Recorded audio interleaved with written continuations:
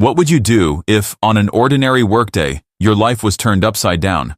For Yunho, that day began like any other, until his boss delivered the news no one wants to hear. You're fired, restructured to be precise. After all, he was only a limp, someone who can't walk properly. But then, everything changed. A system descended, declaring that the world itself was being restructured. Humanity's existence turned into a survival game with one simple rule: adapt or vanish. Yet, amidst the chaos, he finds a way to walk again. The system rewarded those who walk into this deadly hell. Faced with impossible odds, Yunho isn't just fighting to survive. He's fighting to prove that even the limp can rise again, and then become a king. Will he endure, or will he be restructured again? Well, let's diving into the story. What would you feel when someday, when you are working, your boss suddenly tells you that you are fired? That is what happened to our MC Yunho. He was working when his boss suddenly called him in to give him some bad news. He was fired, reconstructed to be precise. It wasn't because the company disliked him, nor was it about his performance. The team leader, this big and ugly guy, explained that it was just the harsh economic situation these days, and the company needed to cut its expenses. They didn't want to fire him, especially since they knew how hard Yunho had worked, but this was the best choice from their perspective. Tired of hearing cliché words, without hesitation, Yunho replied that he understood and that he would make sure to finish his work in the remaining time. Yunho suddenly remembers his journey in this company. He had joined the company as a contract worker. It had been a 2-year contract. And throughout, he had tried his best to show his skills. He had worked diligently, never complaining, and always doing what was asked of him, no matter how hard. He kept hoping that his efforts would earn him a full-time position, but that never came to pass. The team leader kept talking. He acknowledged Yunho's hard work, but his demeanor quickly shifted back to indifferent, as if it no longer mattered. Yunho wasn't surprised. He knew his team leader had a tendency to treat things like this rather casually. He was a heartless person after all. The team leader tried to lighten the mood, suggesting everyone should eat at his favorite restaurant to bid farewell to Yunho. However, someone pointed out that the restaurant was a 10-minute walk away, asking if that would be uncomfortable for Yunho, given his condition. Yunho replied that he had an appointment and would eat on his own, wishing everyone else a good lunch at the restaurant. He stood up, silently lamenting how even walking 10 minutes was a struggle for him because he was a limped person. He couldn't walk like a normal person. In the end, there was no such arrangement. He just lied and ended up eating alone at the company's yard, looking up at the sky. He thought he might miss this place. Thinking back, he suddenly remembered that a long time ago, he had always been someone who moved quickly, someone light on his feet. He had been one of the most promising athletes in track and field in South Korea, but that ended the day he got hit by a car and broke his leg. Since then, his life has changed completely, leaving him the way he is now. His only wish was to run again, to run until his heart felt like bursting, but he knew it wouldn't happen in this lifetime. Maybe if he was reborn in the next life. Suddenly, a woman approached him. She asked what he was thinking about so seriously. He greeted her. It was June, a secretary who had started working a week after he had joined the company. She asked what he was really thinking about, and Yunho, without much emotion, said he was thinking about his next job. June laughed and said it wasn't like he was getting fired anytime soon, but Yunho corrected her, saying that he had indeed been fired that day. She bowed her head and apologized, not knowing, but he reassured her it wasn't her fault. They then spoke about what Yunho planned to do next, but he simply said he didn't have anything in mind. As they were talking, Yunho suddenly heard something ominous inside his head, a voice, like a loud announcement, but it was disjointed and unclear. He asked June if she heard it too, and she confirmed it sounded like something ringing in her head. The voice repeated, clearer this time, announcing a mission was about to begin. Everyone around was confused, unsure of where the voice was coming from or what it meant. Then, the voice declared that the planet had been designated for sale, and that restructuring was about to take place. Suddenly, June's boss appeared, asking what she was doing and telling her to get back to work as lunchtime was almost over. Meanwhile, the voice continued, stating the mission would soon begin. The boss seemed not to care about the announcement and was only concerned about Jun's working hours and wondered if she'd ever get a full-time position with such behavior. This annoyed Yunho, who spoke up, reminding the boss they still had 15 minutes of their break left. Annoyed, Jun's boss pointed at Yunho, mocking him as a soon-to-be-fired intern, referring to him as the limp. He even said that those with defects should live with more integrity. Suddenly, the announcement returned, saying the first mission would begin, and like magic, suddenly, a light from the sky formed a zone on the ground near Yunho. The announcement commanded everyone to enter the zone within a minute, or they would be subject to reconstruction. And now, the countdown started. Jun's boss, confused, assumed it was some kind of promotional event from another company and urged his team to get back to the office. As he left, he pretended to limp, mocking Yunho again. Seeing all of this, Jun apologized for her boss's behavior, but Yunho assured her he was used to it by now. People had been mocking him a long time ago, and now he doesn't feel anything at all. He then suggested they enter the zone, treating it like a game. Jun laughed, saying it was impressive, like a hologram. They strolled toward the zone without much concern, while Jun's boss on the other side panicked as he found the yard door locked. When the timer hit 0, Yunho felt something strange and ominous. He instinctively looked back. And what he sees is a nightmare. People outside the zone appeared distorted. Panic set in as everyone realized those outside the zone were disintegrating and vanishing. The announcement can be heard again, now declared that the first mission had ended, and 184 people had been reconstructed at MS Tower. From that moment on, everything humanity had ever known seemed to collapse. Then, the system announced that rewards would be given to those who completed the mission. Suddenly, Yunho saw a status screen appear before him, displaying his stats and body information, and everything shown in numbers. His eyes blinked, wondering if he could choose a reward based on what he needed the most. Of course, he pointed at his leg to the screen, asking if he could select it. The system replied again, stating that the reward had been distributed, and his leg started glowing out of nowhere. The system declared his recovery rate increased by 20%. Beside him, Jun asked if Yunho could see the status window as well, and he confirmed it. She asked what it meant that the planet was being sold, and about the mission, but Yunho admitted he had no idea. He knows only that this was just the first mission, implying there would be more to come. He realized that if they failed a mission next time, they would vanish like the others. The system popped out again, announcing that the second mission would soon begin, and that a safe zone would be created randomly once the mission started.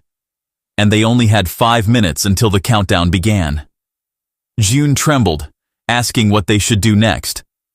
Yunho reassured her and replied that they had to move quickly and head to the safe zone for now. He suspected the second mission would be tougher, so they needed to become strong at this moment. When Jun asked why he was so sure, Yunho explained that since the restructuring was meant to keep only the most valuable individuals, logically, each mission would get progressively harder and conflicts would likely arise among them.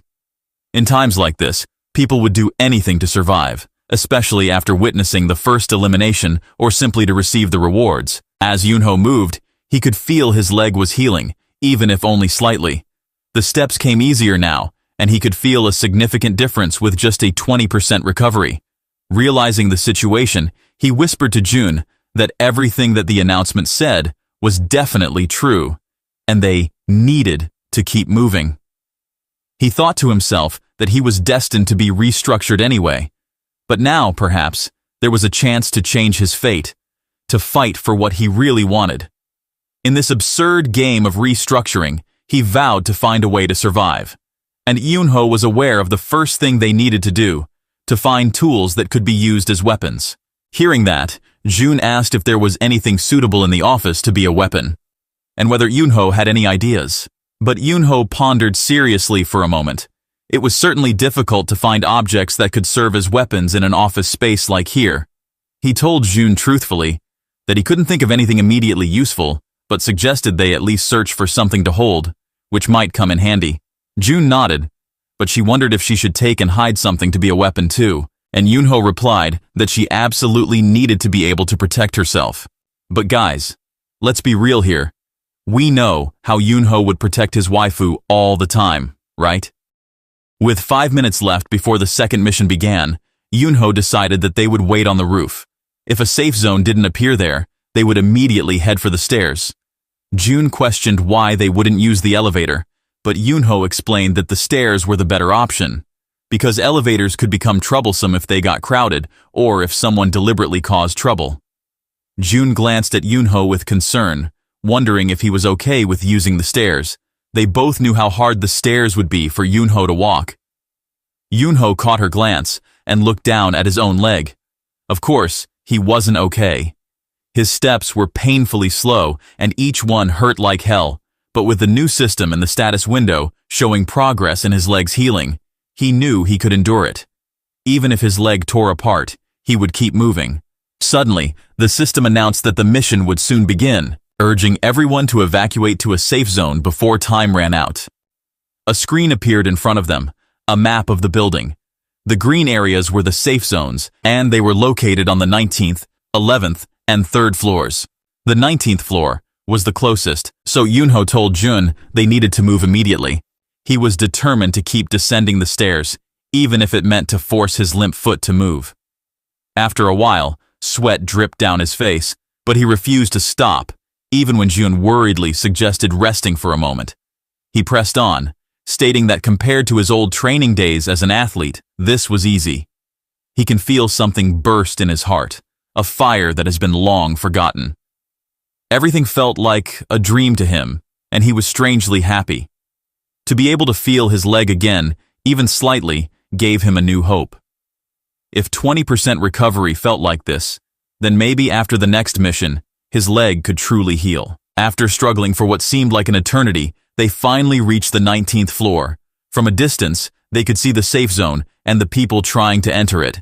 Emotions were running high, and people were pushing and arguing to get in first. Seeing the chaos, Jun began to panic, recalling Yunho's words that people would go crazy. Yunho reassured her that this was actually calmer than he had anticipated, and everything was still under control. Jun, still uneasy, asked if they could get inside the safe zone. Yunho nodded, calmly assessed the situation, and said they could. There were about 50 to 60 people present, but based on the size of the safe zone, it could hold just over 100 people. Hearing that, she looked at him in confusion, questioning how he could know that. Yunho explained that he had calculated it using stride length. To be precise, his stride was about 30 centimeters, and he estimated that one person could stand per step. The safe zone was 16 steps wide and 7 steps long, which meant it could roughly hold 112 people. Jun stared at Yunho in disbelief, impressed by his inhuman calculation, almost seeing him as a genius. But Yunho brushed it off, explaining it was just a habit from his track and field days, which had gotten worse after the accident. Still impressed, Jun nodded, but Yunho reminded her that there was no more time for talking. They needed to enter the safe zone quickly while being cautious, because they couldn't predict what others might do inside. In the end, they finally pushed their way inside the zone, feeling squeezed as everyone huddled together. Suddenly, a voice called out from outside the safe zone, a person desperately trying to force their way in, shouting for others to move aside because he could see space left. From afar, Ji-eun recognized the person. It was her team leader, who, after knowing she was inside the zone, pleaded with her for help, extending his hand and begging her to pull him in. Ji-eun hesitated, but her instinct urged her to help. But Yunho stopped her, telling her to remain calm and not act hastily. Any wrong move could result in her elimination too. However, with just 5 seconds left, Ji-eun rushed forward, catching her team leader's hand and pulling with all her strength. The timer ended, and the system announced that anyone outside the zone would be eliminated. The team leader, thinking he was halfway in, continued demanding Ji-eun pull harder. But when she managed to pull him inside, what she saw was a nightmare. Only half of the team leader's body remained. She screamed in horror at the sight of his lifeless body, blood scattered everywhere. Looking at Ji-eun's breakdown, Yunho tried to calm her down as she blamed herself for not being fast enough to help. After the second mission, the system announced that 1,073 people had been restructured. Yunho couldn't believe it, realized the death toll was too high this time. Looking back at June, he can see how broken she is now. But then, he suddenly remembered something and opened his status window, asking the system if he could enhance his mental fortitude as a reward. The system confirmed the possibility, and Yunho called June, instructing her to repeat after him. Yunho urged her to say, "Claim reward," and then enhance mental fortitude. Thankfully, she did so, and in an instant, a light enveloped her, enhancing her mental fortitude as a reward. After that, June stood up and suddenly felt much better, her panic fading. Beside her, Yunho was amazed at how drastically her demeanor had changed. He hadn't expected such an immediate transformation. The system is indeed a cheat code for humans. Thus, Yunho decided to gather as much information from the system as possible. He asked if he could receive immunity from future restructuring, but the system said that option was unavailable. He then asked about obtaining weapons or even superhuman abilities, like precognition or flight, but each request was denied, citing that such abilities couldn't be selected at the current stage. Realizing the weight of the information that abilities can be given in the future, he began to understand that the restructuring was part of something far bigger than just a game of territory or about selling Earth. He opened his status window again, this time selecting the reward to heal his injured leg. Light once more enveloped his leg, and the system declared that his recovery rate had now reached 70%. Yunho thought to himself that although he might not be able to sprint just yet, he should be able to run again. Seeing Onho move his leg well, June asked if he had used his reward to completely heal his leg. But he shook his head and replied that it wasn't fully healed yet, but one more mission reward might do the trick. Just then, the system announced that a new safe zone had been created and the next mission would soon begin. Yunho sighs. This system does not even let them take a breath for a second. June checked the map and saw that the nearest safe zone was on the 15th floor. So, Yunho urged that they move there immediately. As they made their way, Jian suddenly asked how Yunho remained so calm, even after witnessing the team leader's death. Yunho coldly explained that it was largely due to the mental training he had received as an athlete, as well as the intense memory of losing his parents in a car accident when he was young. June, not knowing how hard Yunho's life was, apologized for bringing up painful memories, but he assured her that he no longer felt anything, maybe because his leg was almost healed, or because he now knew there was a chance to fully recover. He believed that the living had to continue living, and he intended to survive. Hearing this, Jian smiled, assuring Yunho that they both would survive. Yunho looked at her and smiled back. Had they grown attached after going through 2 missions together? It was certainly possible. For now, though, survival was what mattered. Yunho began to run, telling June to follow. He felt his steps grow more confident and lighter. But Yunho's foresight became reality. When they reached the next safe zone, they witnessed something shocking. Someone had killed another person to secure their place in the safe zone. It was also here that they first encountered a man who would play a significant role in their future, the one they would come to know as the Doberman. 5 minutes earlier, as they made their way down the stairs, June asked Yunho what they would do if the safe zone was already full. Yunho replied that he hoped it wouldn't be, but if it was, they might have to fight for a spot. When they finally reached the floor where the safe zone was located, they saw a man blocking the entrance, threatening to kill anyone who tried to enter. Everyone there was shocked, but Yunho, our boy, wasn't surprised by the scene. He had suspected something like this might happen. June, however, was shocked, realizing that Yunho's words had been true. Well, as a person, I do think the world would give you shit whenever it can. So, guys, be sure to cover yourself first when bad things happen, okay? Back to the story. Honestly, Yunho thought to himself that slow or fast, he needed to fight, but he hadn't expected it to happen before the space even filled up.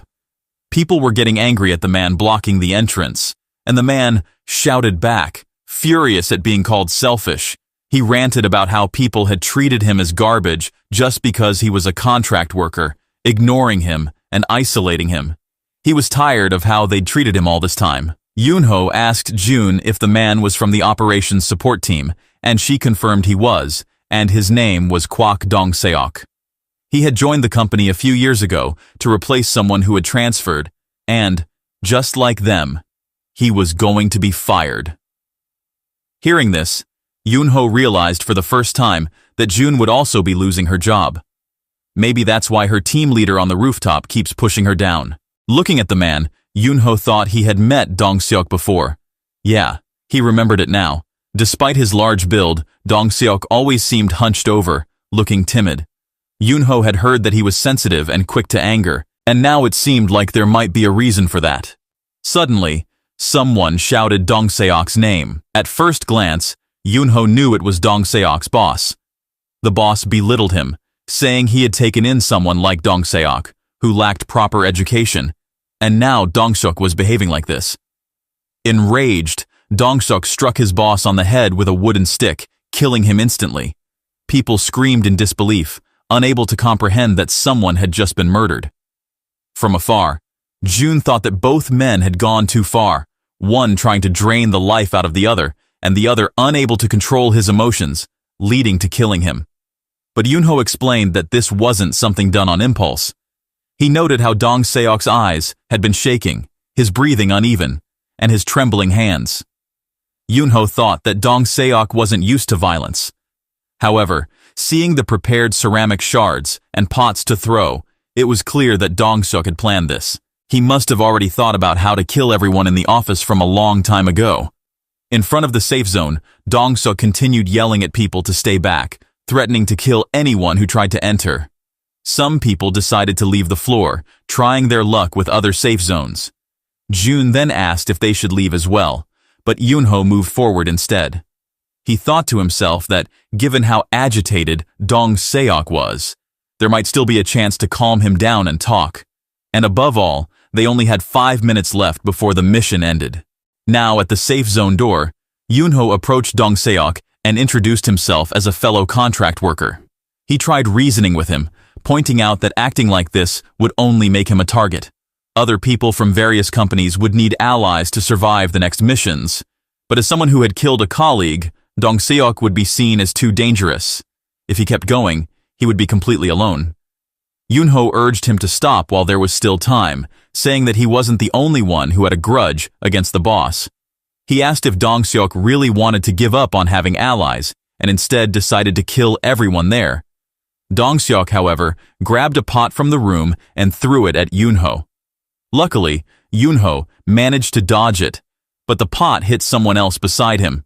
Dong-seok shouted angrily, saying that Yoonho's words couldn't change anything, asking if Yoonho also looked down on him, calling him a cripple, and saying why he thought he could act like they were on the same level. On the other side, Yoonho realized he had barely escaped death. He thought that if he hadn't calculated the distance properly, he would have been hit. But now, time was running out, and there was still only a short moment left before the mission ended. Suddenly, a system notification popped up, mentioning something about measuring data to unlock a skill. Yoonho wondered what it meant, but before he could think further, June shouted at him to move out of the way. Dong-seok was lunging toward him, aiming to strike his head. Just in time, someone pulled Yoonho away, saving him. The person who had helped him asked if he was all right, and Yoonho confirmed he was, thanking them. He looked at his rescuer, realizing he had never seen him before. They stepped back, introducing themselves. It turned out the person was Jae-hyuk, who worked at a trading company on the 17th floor. Jae-hyuk mentioned that he intended to head down to another safe zone, hoping for the best for both of them. But Yoonho pointed out that it was too late. The chance for reaching another safe zone had likely passed, and there could be similar situations elsewhere. Yoonho then asked Jae-hyuk if he had been a soldier, and Jae-hyuk seemed surprised, asking how Yoonho knew. He then admitted that he had been discharged last year as a staff sergeant. Based on this situation, Yoonho suggested they team up, saying it would increase their chances.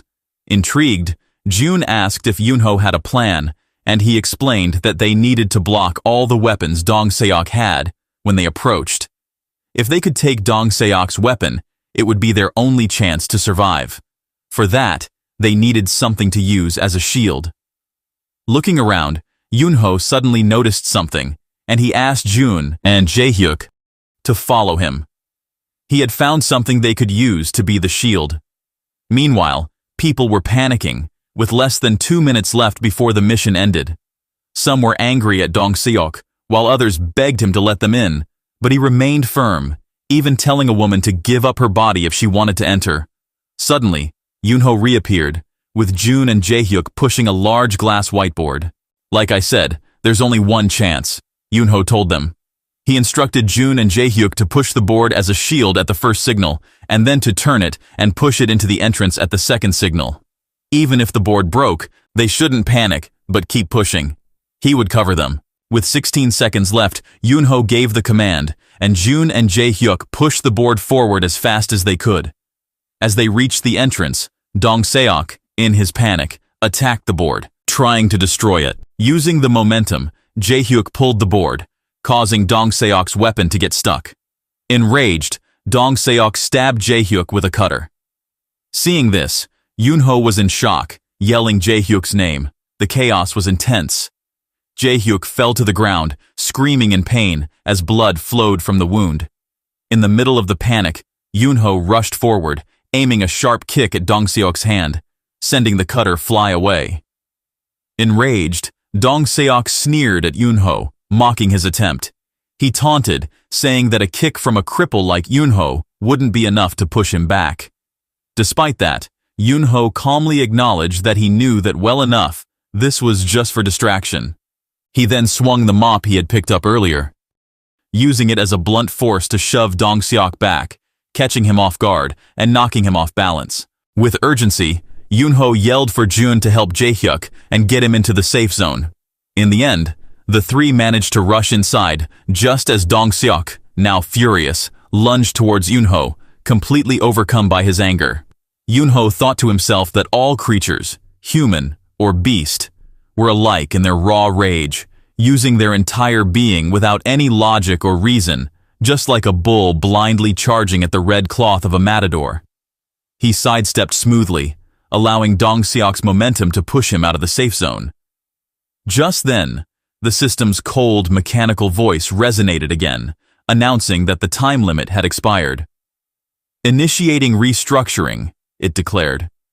As soon as the words were spoken, everyone's body outside the safe zone began to distort. Everyone blamed Dong Seok and promised to kill him again in the afterlife, but he just looked down at his fading limbs, disbelief written across his face. He screamed in denial, swearing bullshit, and claiming this couldn't possibly be happening.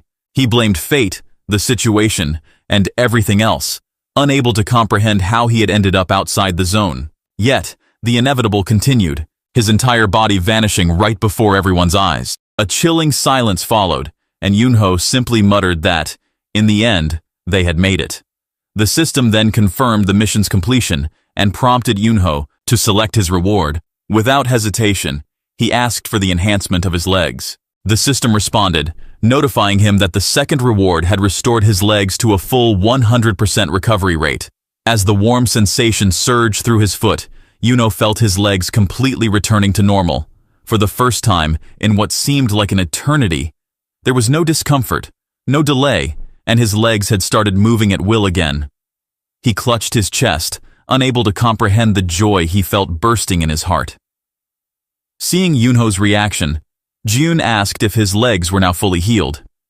He just nodded, confirmed that his legs were completely restored. Jun congratulated him with genuine warmth, and Yunho, with a hint of gratitude in his voice, thanked her for her support, saying that she also helped him before. He took a deep breath, realizing that, for him, this was only the beginning. The feeling of being normal was overwhelming, but he understood that others might have gained even more than just recovery. Some were now possibly closer to superhumans by enhancing their existing capabilities. Suddenly, their attention shifted to Jaehyuk, who lay groaning nearby.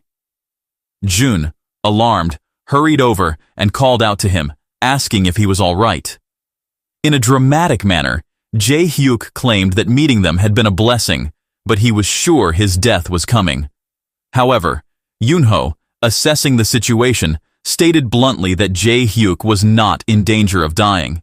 His wound wasn't deep, and the bleeding had already stopped. Confused, Jae-hyuk questioned if Yoonho was serious, and Yoonho replied with exasperation, telling him to quit being overly dramatic. Jae-hyuk mumbled, a bit sheepish, that a while ago, it still hurt like hell. As Yoonho watched him, he thought that Jae-hyuk, despite his large build, was a bit of a scaredy cat. With practicality in mind, he suggested that Jae-hyuk use his mission reward to enhance his recovery abilities. Although it was possible to heal directly using mission reward, increasing his natural healing rate would be more beneficial in the long run. Jae-hyuk's eyes lit up with excitement, and he marveled at Yoonho's quick thinking, calling him Big Brother. Surprised, Yoonho asked Jae-hyuk his age, and to both his and Jun's surprise, Jae-hyuk revealed he was only 25. Well, this was news to them. They had assumed he was at least 30 based on his appearance. Feeling grateful, Jae-hyuk thanked them both sincerely and asked Yoonho if he could call him Little Brother from now on. Then, he turned serious, asking what they should do to prepare for the next mission. Yoonho advised that they wait for the mission to start and ensure everyone has received their rewards first. As he considered the current circumstances, Yoonho took in their surroundings. They were on the 15th floor, the middle of the building, which was a convenient position for movement in any direction. More importantly, they needed to gather as much information as possible in the time they had, especially about the skill unlock mentioned by the system. After asking the system to enhance his recovery, Jae-hyuk looked at his now fully healed wound, marveling at how it had vanished without a trace. He then glanced at Yoonho, noticing him running back and forth across the office, wondering what he was doing. Yoonho remained silent, focusing intently while thinking about the nature of the skill unlock. The system indicated that he was at 87% towards unlocking a skill, and it had something to do with his physical activity and a strong desire. He understood that it wasn't just about collecting physical data, mental factors also played a significant role as well. As his desire to adapt to his recovered legs grew stronger, the accumulation speed also increased, which was a good sign. Suddenly, the system made another announcement, stating that the final mission would begin precisely at 3 o'clock. Jun let out a cry of exhaustion, and Jae-hyuk cheered, feeling relieved that this nightmare might finally be over. But Yoonho's expression remained ambiguous. Something felt off. He suspected this wasn't really the final mission. The system had previously mentioned a next stage, and if it was truly ending here, it wouldn't have offered skills and rewards.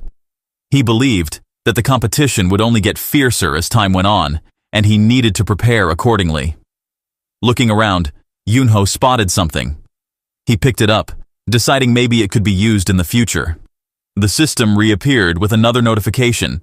The mission would soon begin, and the safe zones had been established. As they approached the next designated safe zone, a shocking scene unfolded before them. People were brutally attacking each other, acting entirely crazy. Yoonho observed it with a deep sense of dread. This restructuring was no longer a simple survival game. It had turned into something far more brutal, a chaotic scene of people turning on each other for the sake of survival. He thought to himself that this was a new reality for Earth, where all sense of humanity had collapsed. Jun suddenly looked at Yoonho, her eyes filled with worry, and asked what they should do next. Yoonho studied the chaotic scene ahead of them, with people fighting fiercely to secure a spot in the safe zone. He replied calmly that it seemed impossible for them to enter directly, given the circumstances. Jae-hyuk agreed. A straightforward breakthrough was definitely out of the question. They needed to be cautious, since they had no idea what kinds of rewards the others might have already received. There were too many possibilities if they had to face them head-on. Thinking the best way to clear this round, our boy spotted something at a distance, and called both of his companions over and pointed towards it. His finger was pointing at the temporary wall behind the safe zone, indicating that they needed to use it to survive this round. He explained that time was running out, and they had to act quickly. Inside the room where the wall was set up, Jun asked what exactly Yoonho meant by his plan. Yoonho explained that he was going to climb up the screen that was near the safe zone. Jun widened her eyes and asked if he meant to climb onto the stage. Jae-hyuk chimed in, wanting to know what Yoonho planned to do once he got up there. With a serious look, Yoonho stated that he intended to knock the screen over. He elaborated that if the screen fell forward, it would land directly inside the safe zone. The people inside would be crushed, but it wouldn't be fatal. Both Jun and Jae-hyuk considered the strategy. In the end, they couldn't think of anything else but to trust Yoonho's judgment. When Jun asked how Yoonho knew that there was a ladder in this place, he mentioned that his old company also had an exhibition space like this, and they all had similar equipment. Yoonho didn't waste any more time. He instructed both Jae-hyuk and Jun to assist him. They quickly headed to the room with the large screen. This time, Yoonho directed Jae-hyuk to push the screen right next to the safe zone. Before proceeding, Yoonho reminded everyone, as soon as it falls, jump off immediately. The system display indicated that there were only 30 seconds left, and Jae-hyuk wasted no time in pushing the screen with all his strength. The people inside the safe zone were startled as darkness enveloped them, and they soon realized that the screen had fallen over them. Panic set in as they tried to understand what was happening. At that exact moment, Yoonho, Jun, and Jae-hyuk dashed towards the safe zone. This mission is a success. Just as Jun was about to make it inside, someone grabbed her arm, causing her to panic. She looked over and saw Director Park. He yelled at her angrily, demanding to know what she thought she was doing.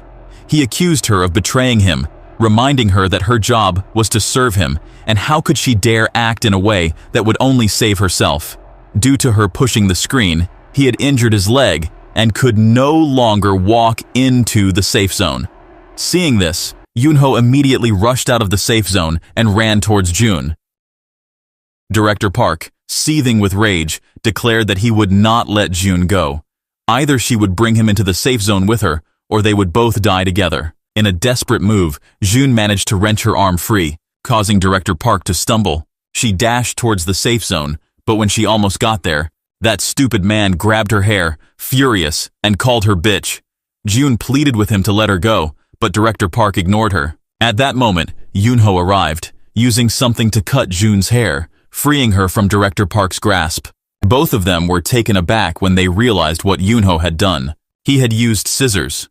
Yoonho thought to himself that taking the scissors earlier had turned out to be the right decision. Before moving to this floor, he had wondered what he should use as a weapon. The utility knife's blade was too thin, and scissors weren't particularly threatening. So, in the end, he decided to use it differently, snapping off one of the blades and using it as a cutting tool or to stab. And now, his choice to bring the scissors had worked at that critical moment. Yoonho then kicked Director Park with all his strength, sending him sprawling backward. The system's cold announcement echoed through the air, stating that the time limit had expired and the restructuring was beginning. Director Park's face turned pale. He glared at Jun and Eunho, furious, but it was already too late.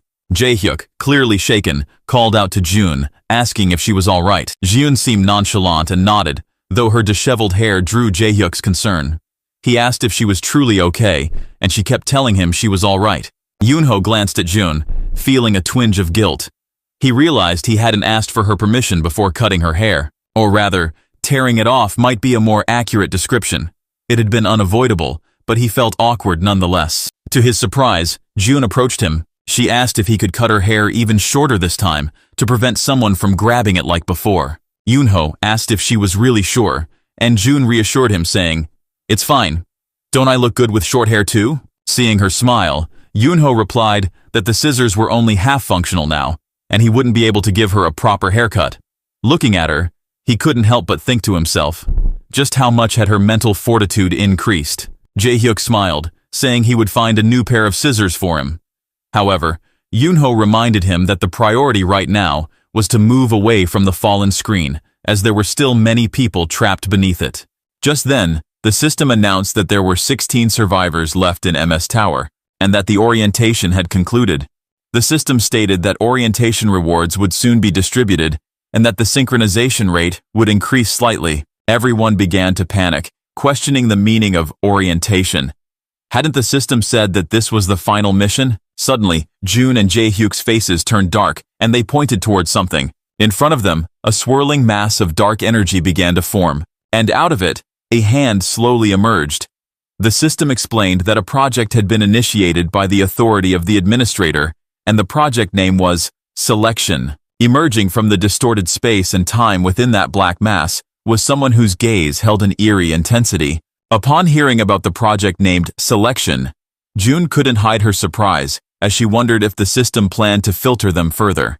Yunho frowned, realizing that everything up to this point had merely been an orientation. He questioned whether a new restructuring would start now, but his thoughts were interrupted when everyone present became anxious as a woman emerged from the black energy. The woman floated above them and questioned why there were 16 survivors left, saying it was too many. Seeing this, Jaehyuk couldn't help but feel disbelief, thinking that she looked like she was only 10 or 11 years old, no more than a middle schooler. June wondered how a person could fly.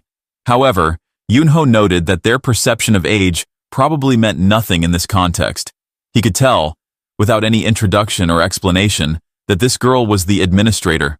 The woman floated around, observing the scene, commenting on the screen that had been dropped, and asking if they using it to stand on top of another person. Suddenly, a man questioned who she was and how she had suddenly appeared out of nowhere. In an instant, the woman disappeared and reappeared right in front of the man, blinking, then introducing herself as Harona.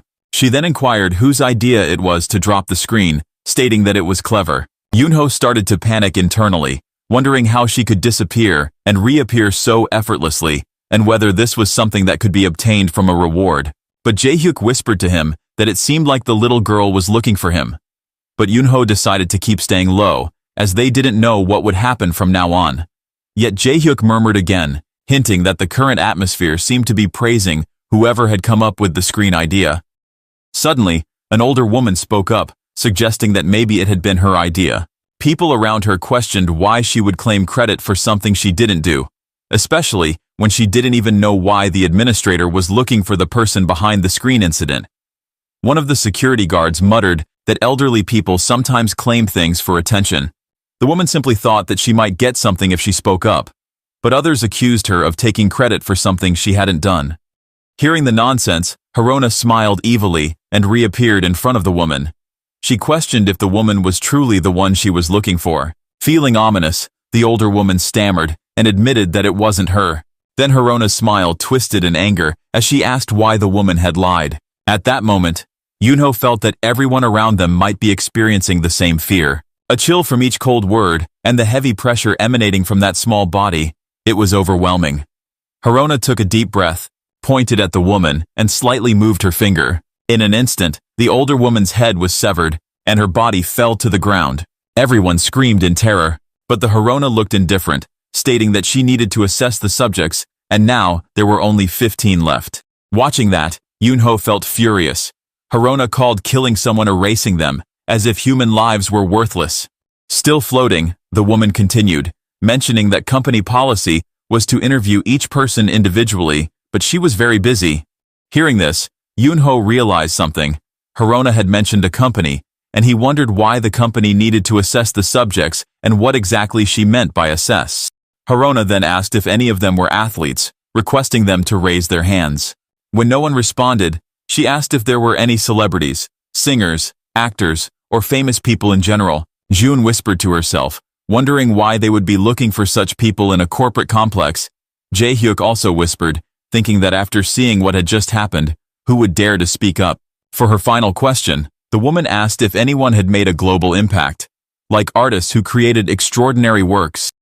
Suddenly, a man raised his hand and asked if being a YouTuber counted. But the Harona's glare silenced him, stating that if anyone else said something useless, she would kill them. The man quickly shut his mouth, fear evident in his eyes. Guys, I think I am cooked. I feel hurt as a YouTube creator myself, but never mind, at least you guys would cheer me up by subscribing, right? Well, back to story. Harona concluded that everything would begin now. She looked down at the floor, noting its smoothness, and saying it was perfect. She then mentioned that the orientation rewards would be distributed all at once. Originally, they should have been given out one by one according to individual characteristics, but she found that to be a hassle, so she decided to randomize everything. She vanished again, and at that moment, the system announced that the first mission of Project Selection had been activated. The arena had been created under the administrator's authority, and suddenly, screens appeared in front of everyone, informing them of their orientation rewards. Yunho had expected this. A new mission was beginning now, This was the real mission, and they needed to prepare as much as possible. If it was anything like the brutal, speed-based games before, enhancing his speed would be ideal.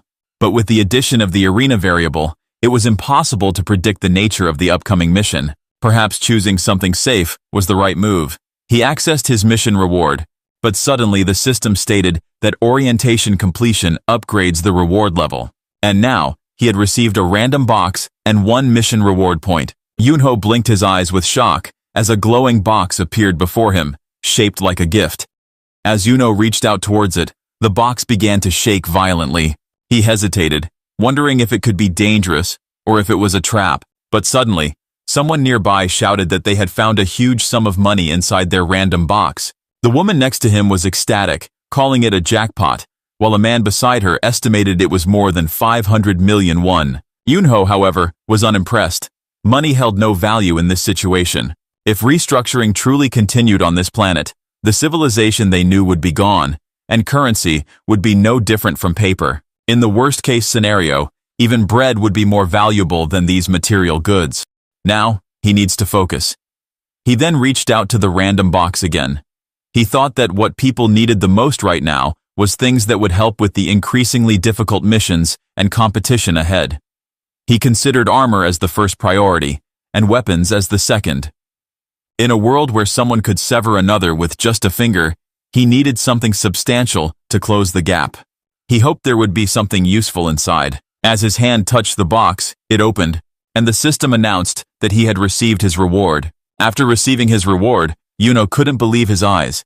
He understood that the first weapons humanity ever used were primitive, not something like guns, swords, or shields. But his reward was out of the question. He glanced around and saw some people getting swords while others received shields. Yet, his own reward was something even more primitive than all of those. If he had received a hand axe from the ancient times, perhaps he would have been pleased, but what he got was beyond reason. When Jae-hyuk approached, showing off his new armor, he was shocked to see what Yunho held. A small rock rested in his hand, and both Jun and Jae-hyuk looked utterly incredulous. How could the system give such a useless item? Yunho thought that if luck were a skill, then his was absolutely beyond terrible. Yet Jun tried to cheer him up, and Jae-hyuk suggested, perhaps, it was a valuable rock like a meteorite. Yunho, however, didn't care, and was busy lamenting his misfortune. After everyone had received their rewards, he looked at the system, which displayed that the arena construction was underway. Yunho then turned to Jun and noticed she seemed satisfied with her reward. She looked at the dagger she received, commenting how strangely comfortable it felt in her hand, even though it was the first time she held a knife that wasn't meant for cooking. Yunho nodded and said that was good, that it would surely come in handy in various ways. Then, she suddenly said she would use her new dagger to get a proper haircut. Seeing this, Yunho simply shook his head, thinking to himself just how many points Jun must have used to increase her mental fortitude. Guys, I think she never played game before. How can someone spam mental fortitude like this? Do you agree with me? Isn't mental fortitude useless? Never mind, she is the waifu, so our MC would protect her 100%. Well, at least Jun and Jae-hyuk received items that suited them perfectly. Yunho's biggest problem was what to do with this useless stone in his hand. No matter how he looked at it, it seemed pathetic. Even as a one-time throwing weapon, it wouldn't be effective. Yet, when he touched the stone, it suddenly melted, fusing into his hand. Suddenly, the system announced that he was absorbing the diamond of the abandoned mountains, and now, he felt his hand hardening from the inside, and the system notified that the stone skin skill level 1 had been unlocked. However, due to the low absorption amount, the initial manifestation was limited. Seeing this, Yunho realized that he could acquire skills from rewards, and this was a skill that was truly unique compared to all the data he had gathered by asking the system. Activating the skill, the system informed him that petrification level 1 was now active, though the skill could only be used on one finger at this early stage. Knowing this, Yunho decided to try out the new skill. He crouched down, making Jun and Jae-hyuk curious to ask what he was doing. Then he stabbed his finger into the floor, and suddenly, the floor cracked as his finger pierced through it. Jae-hyuk, bewildered, asked how Eunho's hand seemed to have turned to stone, and Jun questioned if it was a skill. Yunho nodded, confirmed it was indeed a skill he had received as a reward. Looking at his finger, he felt the skill had high attack power and durability. But he pondered how he could maximize its potential when it was only on one finger. Suddenly, a thought occurred to him, and he opened his status window, asking if he could enhance the skill using the points he had received earlier.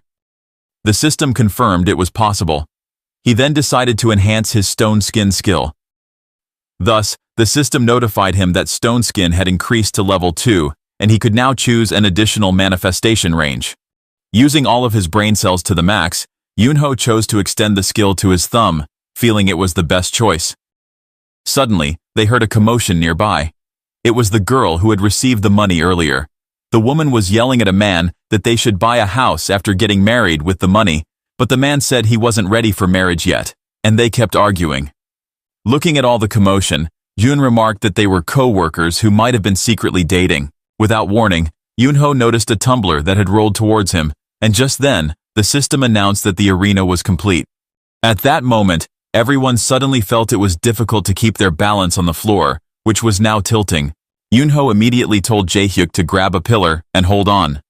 Jaehyuk complied, but suddenly screamed as he saw Jun lose her balance and fall in front of them. At the edge of the floor, fire awaited anyone who slipped and fell, so falling would mean a certain death.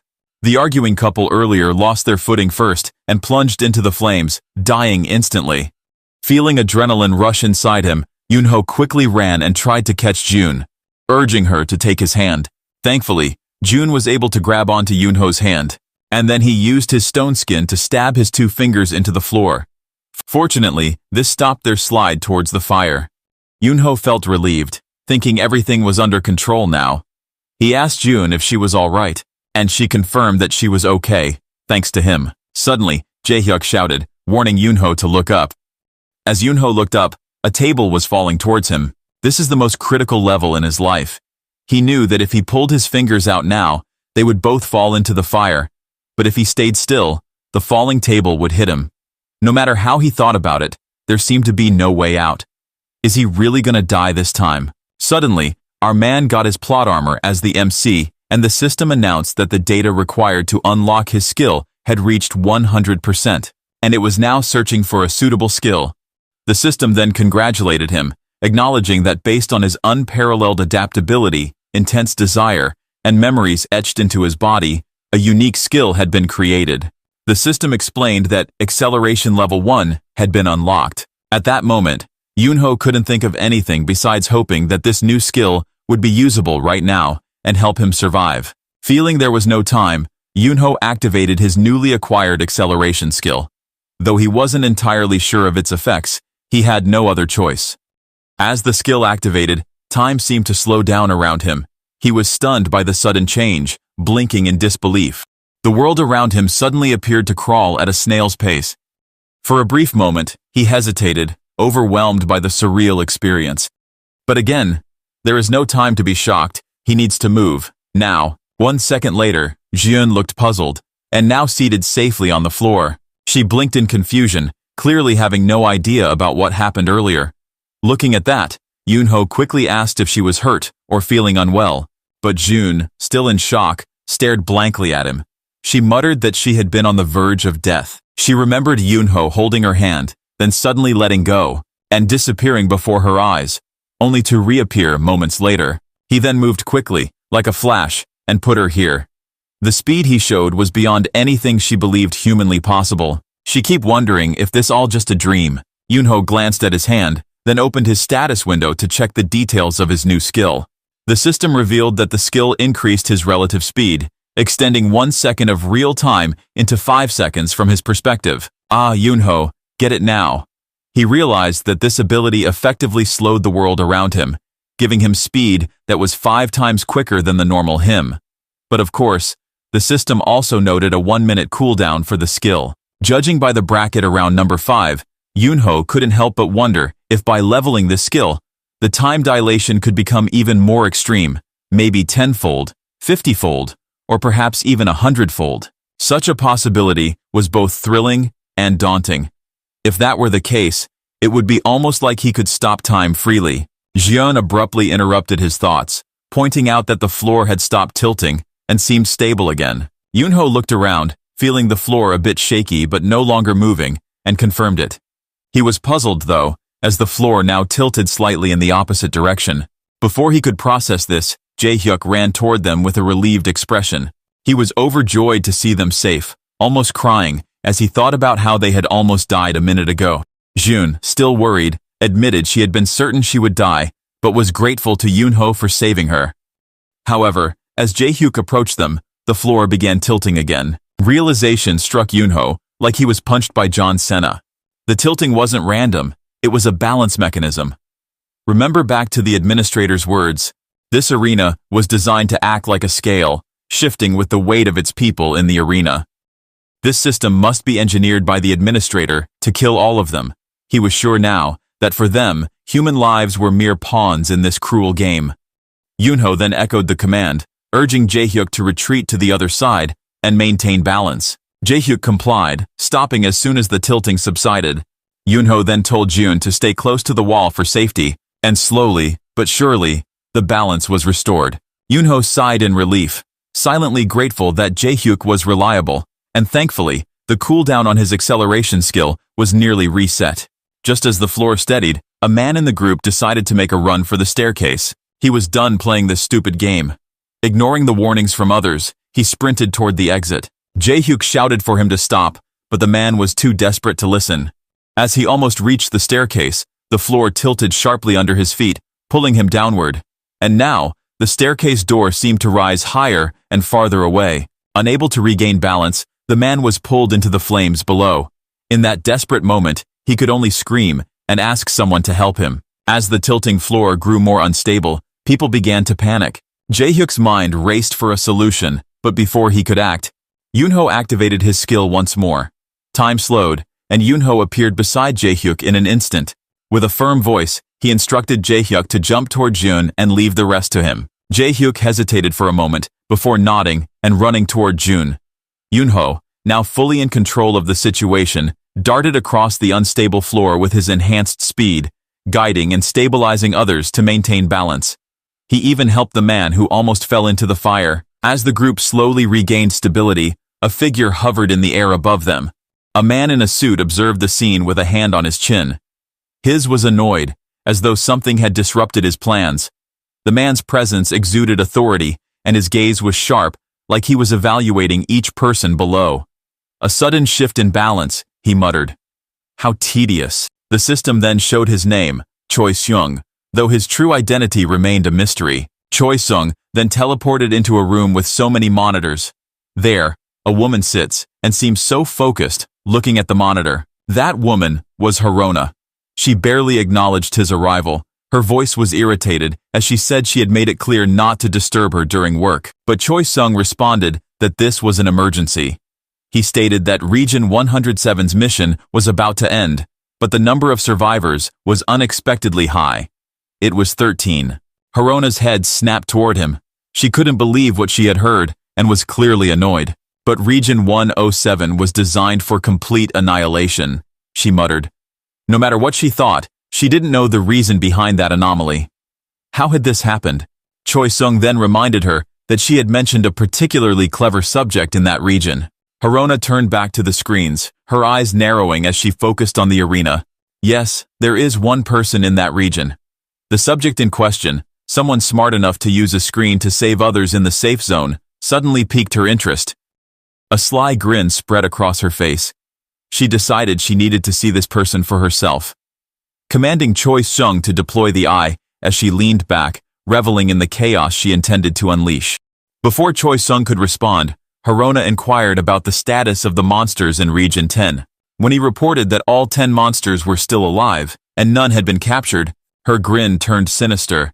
She ordered all the monsters to be released into Region 107. Hearing that, Choi Seung's eyes widened in shock. But Harona only laughed, her gaze resembling that of a psychopath. She wanted to see if the clever subject could use not only their wits, but also their physical abilities to survive this next trial. Back in the arena, Yunho was helping a main earlier who had nearly fallen into the flames. Using his skills while protecting all the people here drained him more than he expected. The man, bewildered by the sudden turn of events, asked how he was back in the middle of the platform. But Yunho, his patience fraying, barked at him to stay still, unless he wanted to die. He then ordered everyone to stop moving, his mind racing to think how to maintain this damned balance arena. Truthfully, although he had hoped to keep his abilities hidden, the situation was urgent, and he couldn't let everyone die like that, and if his calculations were correct, there was no time to persuade people to stop moving and maintain the balance. Because, based on his calculations, the trial was almost over. Just as he predicted, the platform stabilized and the flames began to vanish. The system then announced that the first mission of project selection had ended. Relief swept through the group as the arena deactivated. Exhausted, Yuno collapsed onto the floor. Jun and Jaehyuk rushed to his side, calling out to him with concern. Yet Yunho managed to give them a small smile, relieved that everyone had survived. A glasses man suddenly approached him, marveling at Yunho's speed during the chaos. While he insisted he wasn't criticizing, he admitted he hadn't expected such agility. It was almost non-human. Yunho hesitated, wondering if he should reveal his skill. Before he could decide, the building shuddered violently. The ceiling above them cracked, and a crimson eye peered through, its malevolent gaze freezing everyone in place. The system's voice echoed, "Under the authority of the administrator, the eye will be opened." The room filled with a piercing screech, forcing everyone to cover their ears in agony. In the center of the room, energy berserk, and the system announced their next mission, to defeat the blade-beaked bird. The energy solidified, revealing a monstrous bird creature with sharp glinting talons and an equally deadly beak. It screeched again and darted toward Jaehyuk with terrifying speed. Looking at the upcoming monster, Jun screamed for Jaehyuk to move, but he was frozen in place. Our boy, Yunho, pulled Jaehyuk away just as the bird's beak embedded itself in the floor where Jaehyuk had stood. Shaking, Jaehyuk begged Yunho to leave him behind and save himself. But Yunho snapped at him to get a grip. There is more than one monster here. Even if he left him, the other monster would attack him too. They had no choice but to face the creature together, and to be precise, there was no escape from this damn place. When Jion asked if Yunho could use his skill again, as he had done earlier, Yunho admitted that dodging was his only option because he didn't have proper weapons. Hearing about weapon, this sparked Jun's idea. She approached a woman who had received a sword as her reward from the mission before, asking to borrow it. The woman, Yeji, hesitated, unsure of what she needed to do. Jun looked her in the eyes, pointing out that Yunho was their best chance for survival. Everyone here saw what Yunho was capable of, so she needed to believe in him as well. She also called on a security guard who had been given a shield as the mission reward, urging him to help. Reluctantly, Yeji and the guard complied. Jun then tossed the sword and shield to Yunho, who he caught with a nod of thanks. With a new determination, he claimed his mission reward and enhanced his acceleration skill to level 2. The system confirmed the upgrade, granting him a significant boost in his skill. Armed and ready, Yunho slammed the sword against the shield, creating a clang that echoed through the room. He shouted, drawing the monster's attention. Yunho braced himself, knowing this was the moment to prove his resolve. With his enhanced skill and the borrowed weapons, he prepared to strike. For the first time, he felt not just the weight of survival, but the exhilarating rush of fighting back. As Yunho stood at the center of the chaos, Jaehyuk shouted and asked why he had provoked the monsters. Yunho didn't answer immediately, instead focusing on the 10-winged beasts in front of him. For him, this is the best option. He only has one chance because his acceleration skill had a cooldown of only 60 seconds after he used it. Thus, he needed a plan to defeat all the monsters in one strike while his still activated. So, in the end, he decided the only way was to gather all the monsters in one spot and kill them simultaneously. Now or never. He activated his acceleration skill, and Yunho felt the familiar power surging through him as the system informed him of his new upgrade. Now, 1 second equal to 10 seconds of accelerated perception and speed, so it means he can move 10 times faster than the opponent. As the skill activated, the monster's movement slowed in his heightened state, their wings flapping sluggishly as if underwater. Without hesitation, he lunged forward, sword in hand. One by one, he struck and killed them, with his precise and unwavering movements. His blade sliced through each monster with lethal accuracy, and even he couldn't understand how the blade felt, as though it had fused seamlessly with his hand.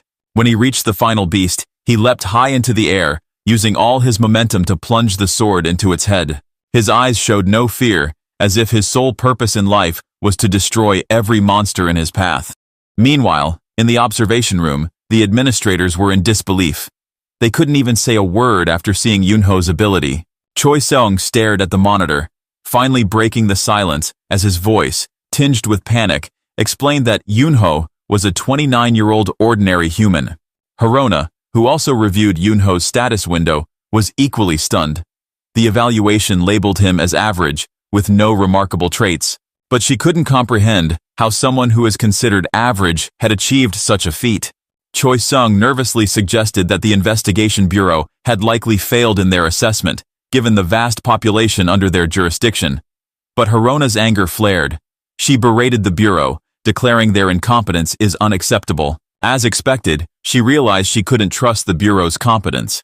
Replaying the footage of Yunho's battle, she marveled at how he had already unlocked a skill in this stage. Looking at the monitor, Choi Seong thought to himself that the speed enhancement skill alone turned the tide of battle in an instant.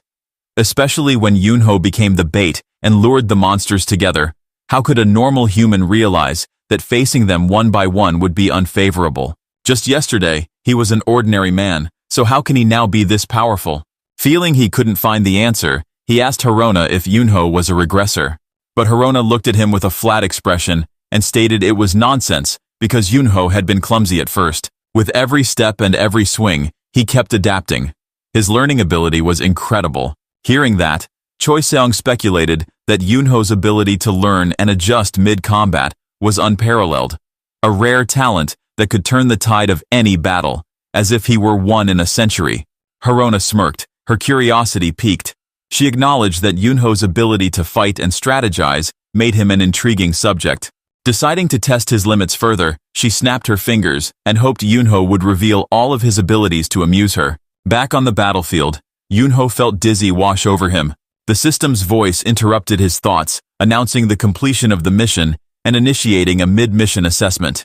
A glowing screen appeared, tallying his evaluation points. To his shock, the final result displayed a perfect grade of S.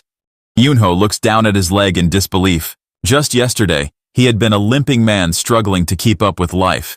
Now, he had the strength to defeat monsters and achieve perfection. The system then explained his reward. 1 point as a standard reward, with additional incentives for his exceptional performance, including 2 bonus points and 1,000 welfare points. Feeling his bloodied hand trembling, he couldn't help but marvel at his power. For the first time, he wondered if he was being recognized, truly seen, in this strange new world. Suddenly, a gentle touch pulled him from his thoughts. June was wiping the blood off his cheek with a handkerchief. She asked softly if he was all right, slightly concerned because she had been calling him for a while. Yet Eunho hadn't realized she had been calling his name before. Look at her calm demeanor, even after their near-death experience, make him a bit relaxed. In the end, he couldn't help to smile faintly, reassured her that he was fine. Looking around, Yunho felt a sense of relief. The people he had fought to protect were safe, and June and Jaehyuk's smiles reminded him why he had pushed himself so far. For now at least, they had survived together. After defeating all the monsters, June stood aside, deep in thought. Yunho noticed this and approached her, asking what evaluation June had received from the previous mission. June seemed puzzled, as if not understanding what evaluation Yunho meant at first, but then she recalled that it must be the system's assessment of their recent performance. So she answered that she had obtained an A rank. Next, Yunho asked Jaehyuk the same question about his evaluation, and Jaehyuk admitted that he'd received a B rank. Yunho then considered the situation carefully. He concluded that the system must be given each person a rank based on individual contribution, and it appeared that he and June had earned higher ranks because they had been active and made a bigger impact on this mission, while Jaehyuk, who had mostly stayed quiet and panicked, had only received a standard B rank, the same as most of the others around them. Jaehyuk suddenly said he felt ashamed and crushed because he could not believe that he had only panicked and shouted in fear before. Hearing that, Yunho realized that Jaehyuk might need some encouragement. However, he knew he was not very skilled at giving emotional support, unlike June, who seemed better at that kind of thing. Instead of offering clumsy comfort, Yunho decided to involve Jaehyuk in something useful. He pointed toward the dead monsters on the ground, noting that their sharp and sturdy beaks might be turned into makeshift weapons if processed correctly. And he believed that Jae-hyuk, who had a strong build, could help him pull out these beaks. When Yoonho asked if Jae-hyuk could assist, Jae-hyuk grabbed Yoonho's hand and agreed eagerly. He seemed almost too enthusiastic. Looking at those sparkly eyes instantly made Yoonho feel a bit uneasy. Still, at least Jae-hyuk's mood had improved. Afterwards, he looked at Jun and wondered where they could obtain proper sticks to attach to the monster beaks, hoping to turn them into usable weapons. Yet, before anyone could answer, the system's voice returned, announcing that the mission had ended. And due to mission completion, the synchronization rate had increased slightly, and now something called a low-grade store had opened. Yoonho murmured to himself about what a store could mean in this bizarre context. Did it mean like an actual store, or what? Suddenly, a window appeared before his eyes, displaying various items for sale.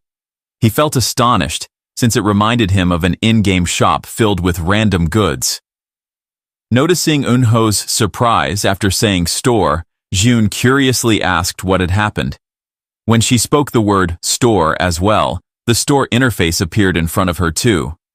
Others, seeing this, tried the same thing, and soon realized everyone could open their own store window by simply saying store. Yoonho inspected the items in his store and saw ingredients, armor, and even potions, all listed with prices.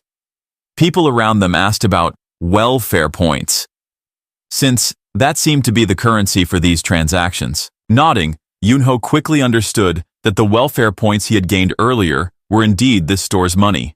Some onlookers, like the man wearing a hat whom Yoonho had saved from falling into the flames, shouted that he knew nothing of the welfare points.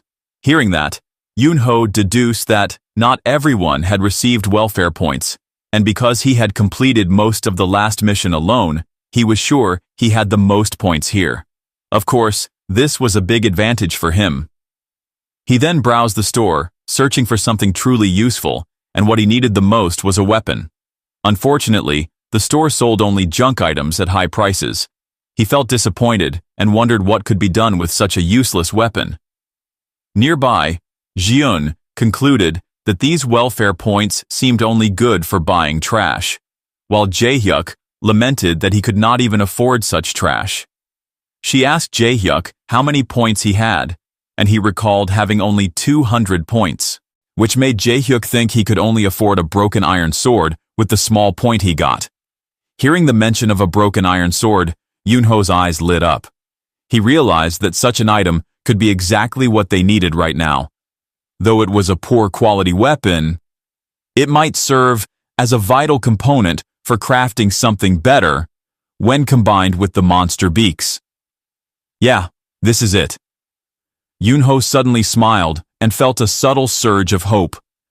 From afar, the man with the hat, the same man Yoonho had rescued before, observed Yoonho's reaction and smiled suspiciously. Guys, what the hell is this useless guy gonna do? For God's sake, if he do something stupid to our boy, let me push him from the rooftop. Back to Yoonho. When Jae-hyuk asked if he thinks something again, Yoonho quietly explained to Jae-hyuk that the broken iron sword could serve a purpose, even though it looked useless at first glance, and he would buy it. Jiun took out her dagger from the inventory, then compared the sizes between the two items. She explained that the broken sword had a blade as small as the dagger, and asked if Yoonho planned to throw it. But Yoonho shook his head, and answered that the broken iron sword might have a blade size similar to her dagger, but it was much heavier, so it would not suit throwing. Instead, he only needed the hilt, since the hilt was the part that allowed someone to hold the sharp edge of a blade. He reasoned that, even if they used a monster's beak as a blade, they could not hold it directly with their bare hands, so the hilt would be essential. Suddenly, Jae-hyuk gasped, warning Yoonho to turn around. Yoonho instantly turned away and found the man with the hat standing behind him, smiling in a sly way. The man smirked, then commented on Yoonho's fighting ability, noting how impressive it was when Yoonho swung his sword to kill the monsters. He also mentioned how amazing the blood splashing from the monster looked to him. Hearing this nonsense, Yoonho felt uneasy, What kind of bastard he is. Jae-hyuk grew angry and asked what the man was saying. He urged the man to stop yapping. Yet Yoon-ho only raised his hand, signaling to Jae-hyuk not to get angry and let him handle it. He calmly asked the man what he meant by his words, but then the man suddenly smiled and changed his tone, giving Yoon-ho a thumbs up and declaring he was so cool earlier. Yoon-ho's eyes blinked. He could not believe it. The man continued, saying Yoon-ho must be strong and probably earned a lot of welfare points. He then joked sarcastically that Yoon-ho would spend them all on countless items. Hearing these remarks, the other survivors focused their attention on Yoon-ho. Doubt began to creep into everyone's thoughts. Some suspected that Yoon-ho was indeed suspicious. A few even wondered if he was working with that mysterious female administrator they had seen earlier. June, who was tired of these false accusations, defended Yoon-ho. She asked everyone how they could blame someone who had just risked his life to save them. But our boy realized he had been too careless. He had drawn too much attention with his actions, and now, if he started crafting his own weapon, it might cause more misunderstanding. But before things got worse, Jae-hyuk took a step forward and brushed off the man's hand, which had settled on Yoon-ho's shoulder. He warned the man to stop talking, like P. Diddy, because Yoon-ho looked uncomfortable from his shit. Frightened by Jae-hyuk's intense stare, the man backed away and promised to shut his mouth. Jae-hyuk then whispered to Yoon-ho that they had attracted too much attention and suggested they harvest the monster beaks elsewhere. Yoon-ho nodded and agreed with that plan. Yeah, that might be the best from their perspective. June smiled, then raised her hand and proposed a place she believed might be a good spot for a base. After arriving, Yoon-ho and Jae-hyuk were shocked in an instant. They saw June removing her high heels, revealing a painful wound caused by her heels. Yoon-ho realized that this whole time June is using high heels, so how difficult it must have been for her to run and fight in those shoes. Jae-hyuk looked worried and shaking, wondering if a simple band-aid would help. But June only laughed quietly and said it was okay. Feeling guilty, Yoon-ho handed her a band-aid and remarked that she should have mentioned her discomfort. Jiyeon, however, noted that Yoon-ho also always claimed to be fine either when asked. Yoon-ho remembered when Jiyeon had wiped the blood from his face earlier and realized they were alike. Meanwhile, Jae-hyuk returned with some food he had scavenged from a nearby refrigerator, relieved that the electricity still worked and the food was fresh. When they were eating, Yoon-ho saw June contact his brother and then considered that both June and Jae-hyuk likely had families who they were worried about. But well, for him, he never felt worried about someone, since he had no family. June sighed. She kept trying to call her younger sibling, but found no signal. She wondered how long they would remain trapped here. Jae-hyuk sulked because he thought they might escape after the final mission. But instead, they ended up stuck, feeling anxious about their families. Yoon-ho sipped a cola, pondering about this place. He recalled checking the doors when they descended earlier and realized they could not leave the building. It felt as if an invisible wall or barrier blocked every exit, leaving them no way to leave this building. Like when they fought the bird monster, for example, the exhibit hall somehow had been sealed off. Yeah, there is no better answer. He reasoned that maybe their area's mission was not complete, or maybe the same chaos existed beyond this tower as well. Suddenly, the system's voice rang out, announcing that the next mission of this project selection would begin tomorrow at 9 o'clock in the morning. The last notification from the system was, everyone must be prepared. Hearing this, June wondered if that meant they could rest until then. Jae-hyuk, still shaken, considered it unusual that they were given time to rest. Yoon-ho, feeling they have plenty of time remaining, pointed out that they should rest while they could. He noted it was now 6 o'clock in the evening, so they had about 15 hours to recover and gather their stamina back. Yet, as they prepared to settle in, a disturbing presence loomed outside in the darkness. Something unnatural seemed to call Yoon-ho's name in a hollow, eerie tone. That thing is a zombie. The zombie crawled into Yoon-ho's body, then asked him to save it too, because it hurt so much. And Yoon-ho could only open his eyes in horror while the zombie kept calling his name and begging to be saved. He then clenched in shock, realizing that it had been merely a nightmare. Drenched in sweat, he pondered, "What is this? Is this his guilt for not being able to save some people yesterday?" He noticed that he had briefly dozed off, probably from overexertion. He reminded himself that he needed to keep working and had no time to waste. His petrification and acceleration abilities were crucial, so he activated them again. With those skills, he had planned to finish crafting weapons before June and Jaehyuk returned. 5 hours earlier, the system had asked if he wanted to purchase the broken iron sword. He had agreed, and after the purchase was successful, he had summoned the sword from his inventory. He then looked towards Jaehyuk, requesting help to pull the blade out of the broken sword's hilt. Jaehyuk tried with all his strength until his face had turned red, but this thing was harder than it looked. Eventually, Jaehyuk managed to separate the blade from the hilt, though he trembled afterward, handing the separated parts to Yunho with some effort. Yunho then called the system to use 3 skill rewards to enhance his petrification skill. His system informed him that his petrification had risen from level 2 to level 5, and he was prompted to choose an additional manifestation range. He selected all his fingers, ensuring that each one could undergo petrification.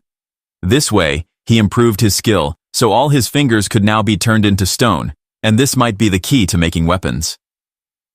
He smiled slightly, feeling that it would suffice for his purpose. After that, he asked both June and Jaehyuk to gather as many necessities from within the building as soon as possible, and to find large bags, while he stayed behind to craft weapons from the monster beaks. He knew it would not be easy to sharpen the beaks using only his petrified fingers, and he was right. When sharpening the blade, he felt a painful strain in his shoulder. Still, he refused to do a sloppy job, determined to produce something truly useful. He rubbed the beaks with persistent effort, shaping them carefully. When he finally succeeded, the system congratulated him, granting him an achievement called Sharpening Weapons Barehanded, and a title, Human Whetstone. The system's explanation suggested that achieving notable feats would be recognized by the system, and titles would be given that offered helpful effects. The Human Whetstone title improved his ability to sharpen weapons and his understanding of them, which was a valuable thing for him. He felt disbelief at first. What is this human whetstone? But upon confirming the details, he realized that the title was genuinely helpful. He then looked down at the newly completed swords and felt satisfied. By the time he finished crafting 3 such weapons, June and Jaehyuk returned. However, they found the area filled with smoke, which caused June to cough while both of them called out, searching for Yunho. From within the smoke, Yunho responded, and then he used his sword to disperse the lingering smoke. As the air cleared, June and Jaehyuk expressed relief and happiness to see Yunho had finished the swords. Yunho welcomed them back and praised them, then presented the newly forged weapons. The system identified these as blade-beak swords, unique swords crafted by attaching the blade-beaked bird's beak to a sword hilt. The connection was somewhat rough, yet the edges were meticulously sharpened, granting them excellent cutting power. Jaehyuk felt excited to finally have a weapon of his own. Not to mention, it was hella cool as well. June was also impressed by the sword's lightness and strength. She expressed gratitude, and Yunho jokingly insisted that they call him Human Whetstone now. But suddenly, Jaehyuk noticed a ruined chair, and Yunho admitted to using the sword to cut it, proving the blade's sharpness. He thought to himself, maybe this sword is sharp enough to even cut a human. Afterward, Yunho glanced at both June and Jaehyuk and inquired about the supplies he had asked them to gather. Fortunately, they collected enough supplies to last about a week. Yunho then checked the time and realized it was nearly 8, meaning there was only about 1 hour until the mission would begin at 9. He suggested they move to the lobby to wait for the mission to start. Upon reaching the lobby, they saw that everyone else had gathered there as well. The system announced to every survivor in MS Tower that the mission would begin shortly. Jaehyuk noticed the man with the hat who had previously caused trouble and gave him a cold look, silently warning him to stay away. Then, the system instructed all survivors in MS Tower to proceed to a designated area. At that moment, the barriers surrounding the tower vanished. A map then popped out in front of them, with a red dot pointing to the designated area. People instantly checked the map, but it indicated that the next location lay outside the building. Looking at that, Jae-hyuk asked Yoon-ho if that meant the mission site was at Seoul Station. Yoon-ho nodded and confirmed it seemed to be the station, but he urged them to look carefully at the outside tower. And when people looked outside, all they could see was devastation visible beyond the building's walls. What lay outside was horrifying. The entire city looked as if it had been struck by a massive war. Buildings crumbled, streets fractured, and dark smoke lingered over the ruined landscape. Yoon-ho's face darkened. They now stood on the threshold of a new trial, faced with a city in chaos. He understood that whatever awaited them beyond the tower's walls would likely be even more dangerous than what they had already experienced inside. Not wanting to delay any further, Yoon-ho ordered everyone to get ready and move. After stepping outside the tower, everyone was shocked to the bone, freezing them for a moment. The situation outside was horrific, with the entire city in ruins and overturned cars and collapsed buildings. Jun could not believe how the outside world had become so devastating, but Yoon-ho tried to keep calm and reminded her that there was no time for shock, so they had to reach Seoul Station quickly. They began to run. Time was ticking, and they needed to reach the designated location within 10 minutes. Jae-hyuk noticed that Seoul Station was now in sight and shouted that they were almost there, but he was then surprised after narrowing his eyes, realizing that someone had arrived before them and was already sitting in that place. That person had long hair and held a bottle of alcohol. Looking at that, Yoon-ho wondered if that person was a homeless person. After a while, more survivors appeared. A man arrived carrying a child, and behind them came 3 female students who looked terrified. The child, seeing so many people gathered at Seoul Station, became surprised and felt relieved to see that there were others besides them. Yoon-ho began counting the total number of survivors in this place. Survivor from MS Tower were 13. One was the person who arrived first and sat quietly, and then 6 more came after that. So there are 20 people here, and he can't help but wonder what would happen from now on. The system then announced that the time was exactly 9 o'clock, and it informed all survivors in the Seoul Station area about the next mission of the project selection. According to the announcement, they had to form teams and complete an objective. Hearing this, everyone panicked, so this time, they needed to do the mission in the team. Jun quietly acknowledged that who they chose as teammates would influence their chances of success. Yoon-ho agreed, but he couldn't help sensing that many survivors were now looking at him, probably wanting to join his group. The system then explained that the mission would take place over 3 rounds. Any group that failed to achieve the objective in each round would be reconstructed. They had to eliminate enemies and gather points. Hearing about reconstruction again made Jae-hyuk tremble, as he understood that failure meant death. Yeah, I feel you, Jae-hyuk. Me and all the viewers here feel the same. To be honest, we all have ick for the word reconstruction. Suddenly, one of the students expressed disappointment, having worked so hard only to face a new, brutal objective. Another student trembled with fear, complaining that he thought this should have been a safe place, not another battleground. Hearing all the voices, Yoon-ho understood their anxiety. If failing a mission meant being disposed of, it meant life was once again on the line, and he needed to prepare for the worst-case scenario. The system stated that it would now decide the group formations. It turned out that 4 people standing close together would form a group. Numbers began to appear above their heads, and Yoon-ho discovered that the man with the hat, the one who had caused trouble before, ended up in the same group as him. Okay guys, because he seems to be appearing a lot, let's just call him Hat Man. The Hat Man shouted in delight, thrilled to share a group with someone strong like Yoon-ho. Doesn't care much, Jae-hyuk said. He noticed a number floating above their heads, apparently indicating their group number and helping identify each team. In this place, there were 5 teams in total, and Yoon-ho wondered about the objective of this mission and how to earn points. Suddenly, one student shouted, asking if he could switch teams. He pointed to the man carrying a child and complained that it was unfair to have a child in a group, as that reduced their fighting strength. Hearing this enraged Yunho. He realized that the system did not care if a member was a child or an adult. If they failed, they would all be disposed of. And that's too much, even for him. The system reappeared and explained that performance would be measured in real time, and there would be a total of 500 points available. Each enemy killed will be granted with 5 points. A results screen appeared, showing that each team could only claim a maximum of 100 points. Looking at the results screen, some of the students protested, feeling as if this resembled school rankings and that it would spark fights between teams. One of the girl students admitted being scared, but her friend said that they only needed to do what they had done before. However, that student glanced at the homeless behind them. The students did not feel confident with that person, since he showed no emotion and seemed odd. But the man only stared blankly at them.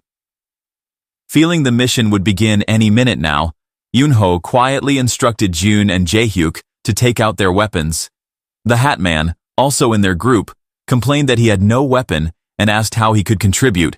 With stupidity, he even tried to summon a weapon from thin air, but of course, nothing happened. Guys, he was a real clown in this manhwa. Do you agree with me? Suddenly, above them, the eye reappeared, the same one that had appeared when Yunho first fought monsters. The system announced that the mission had begun, and that each round would last only 1 minute. Looking around, Jaehyuk asked where the enemies were, since no one could see anything coming yet. But then Jun noticed something in the distance and panicked. She spotted a person with blood-stained clothes approaching them. She recognized the person as someone who resembled an assistant manager named Yoon. But the person's behavior seemed quite strange. But her gaze suddenly turned into shock. How could something like this happen? Yunho realized more and more people were approaching, but he also couldn't believe his eyes. There he was, Jeon's old boss, who had died before. They began to realize these people were no longer human. Instead, they were zombies with terrifying sounds. One of the students froze in fear, unable to react, as a zombie rushed toward her. Unexpectedly, someone struck the zombie from behind and killed it. This unexpected savior was the homeless man, using his bottle as a deadly weapon. When another zombie tried to attack him, the homeless easily defeated it with inhuman strength. Jaehyuk panicked, wondering how a person could crush a zombie's head so effortlessly, and how this man possessed such monstrous power and ruthlessness. Also looking at the same man, Yunho also felt alarmed, realizing that while the zombies were a threat, the unpredictable and dangerous man in their midst might be just as frightening.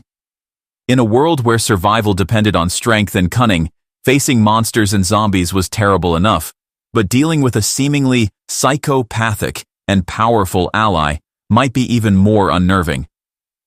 Yunho observed the scene as more zombies approached the homeless man's group, yet that man only smiled like a creep, as if he was enjoying it. He unleashed his brute strength, crushing the heads of the incoming zombies with his bare hands without hesitation.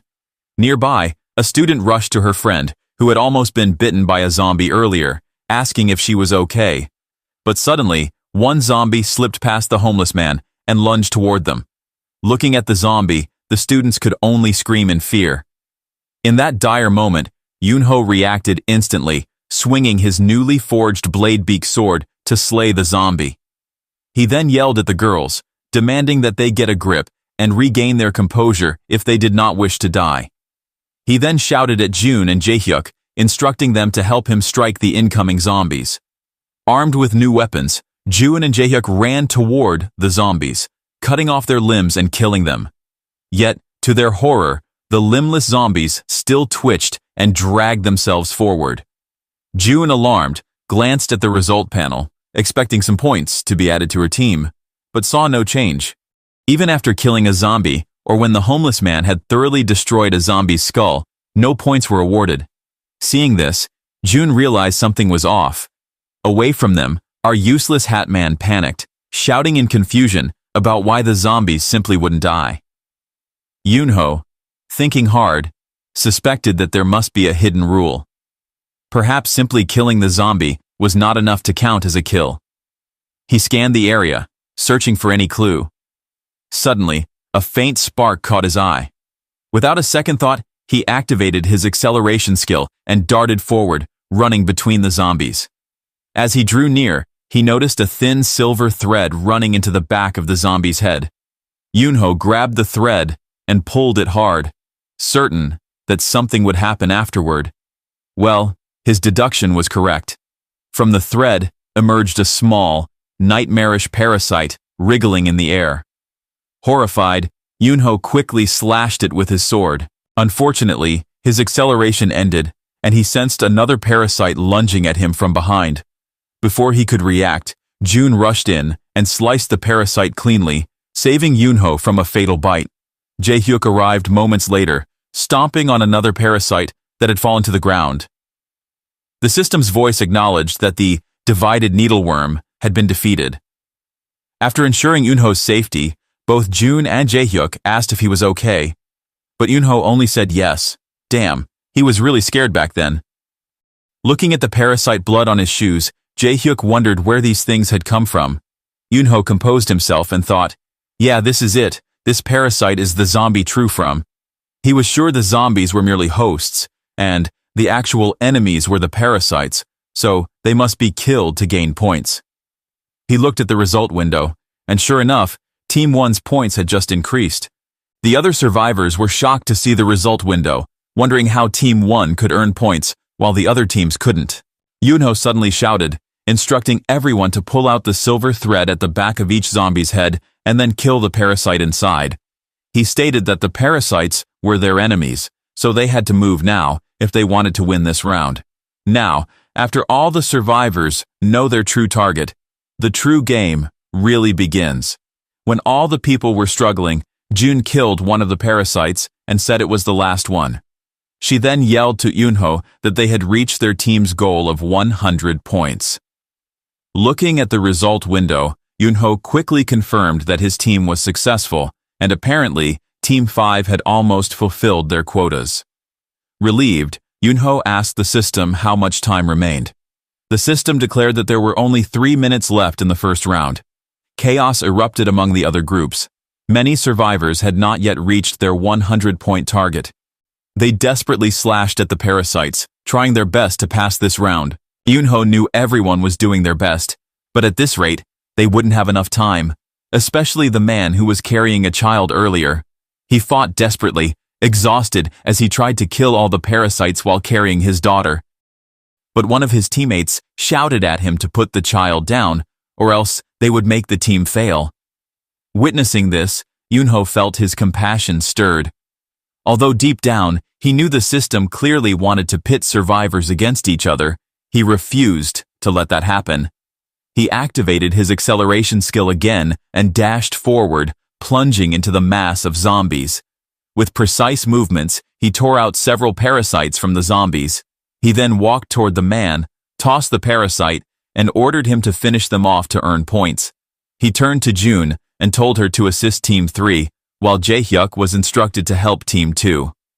The Hat Man also asked for his role, but Yunho simply told him to stand guard and protect the child. He might be useless in battle, but at least he could ensure the child's safety. The system announced that only 1 minute remained. Yet Yunho's heart pounded with anger at the twisted game the system had created.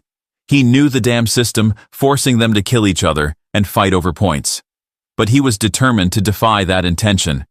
Instead of competing viciously, he chose to help everyone. In the end, he would rather die than do what the system intended him to do. He reactivated his acceleration skill and scoured the battlefield for more parasites.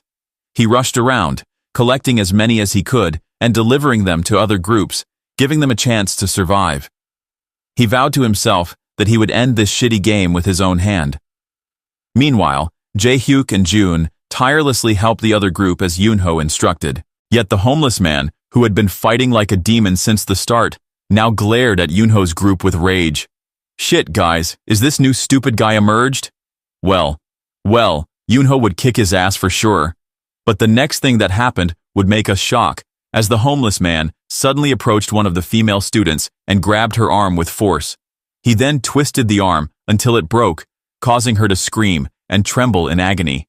She could only yell, What the hell the man doing to her?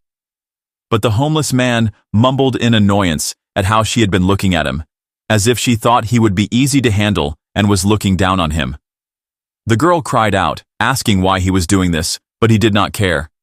He kept pulling her arm, ignoring her pain and fear. Another female student near them shook and asked why he would harm her friend, especially since they were supposed to be in the same group. The homeless man released the injured girl's arm and shoved her aside, then moved toward the other student. But the girl backed down and, trembling, pleaded for him to stay away. Suddenly, the system announced that the first round had ended and began to calculate the point. This information seemed to irritate the homeless man. He looked at the system with rage in his eyes. The system then displayed the performance status and showed that no one would be reconstructed this time because all teams managed to reach the required 100 points. Knowing this, everyone cheered, feeling surprised and overjoyed that they had all survived this almost impossible mission. The father before hugged the child tightly, thankful that they had avoided death. Looking at them, Jae-hyuk remarked to Yoonho that he had saved everyone, but Yoonho stated they had done it together, so no need to thank him. But suddenly, Yoonho's gaze drifted to the homeless man, and he felt an unsettling bloodthirst emanating from him. He noticed that the man's gaze looked like that of a predator, as if he intended to hunt down his own teammates. Before Yoonho could settle on a course of action, he and the others noticed more zombies appearing in the distance. These new ones ran at a frightening speed. Yoonho shouted to everyone to keep focus, but silently cursed the system because they had no time to rest. The system soon stated that the next round had started. No break, no kindness, just another trial. In the second round, everyone already knew how to kill the parasites, so they handled the zombies faster. In the end, their performance improved. Looking at the performance window, Yoonho confirmed that this second round will run smoothly. Some survivors even marveled at how fast they were completing this mission and thanked Yoonho for showing them how to survive it. The mood lightened a bit, with people thinking that this time it would be easier. However, a sudden heat flared up behind the security guard. He turned and saw someone's hand burning with fire. But to his surprise, that fire came from the homeless man's hand, which was burning with flames.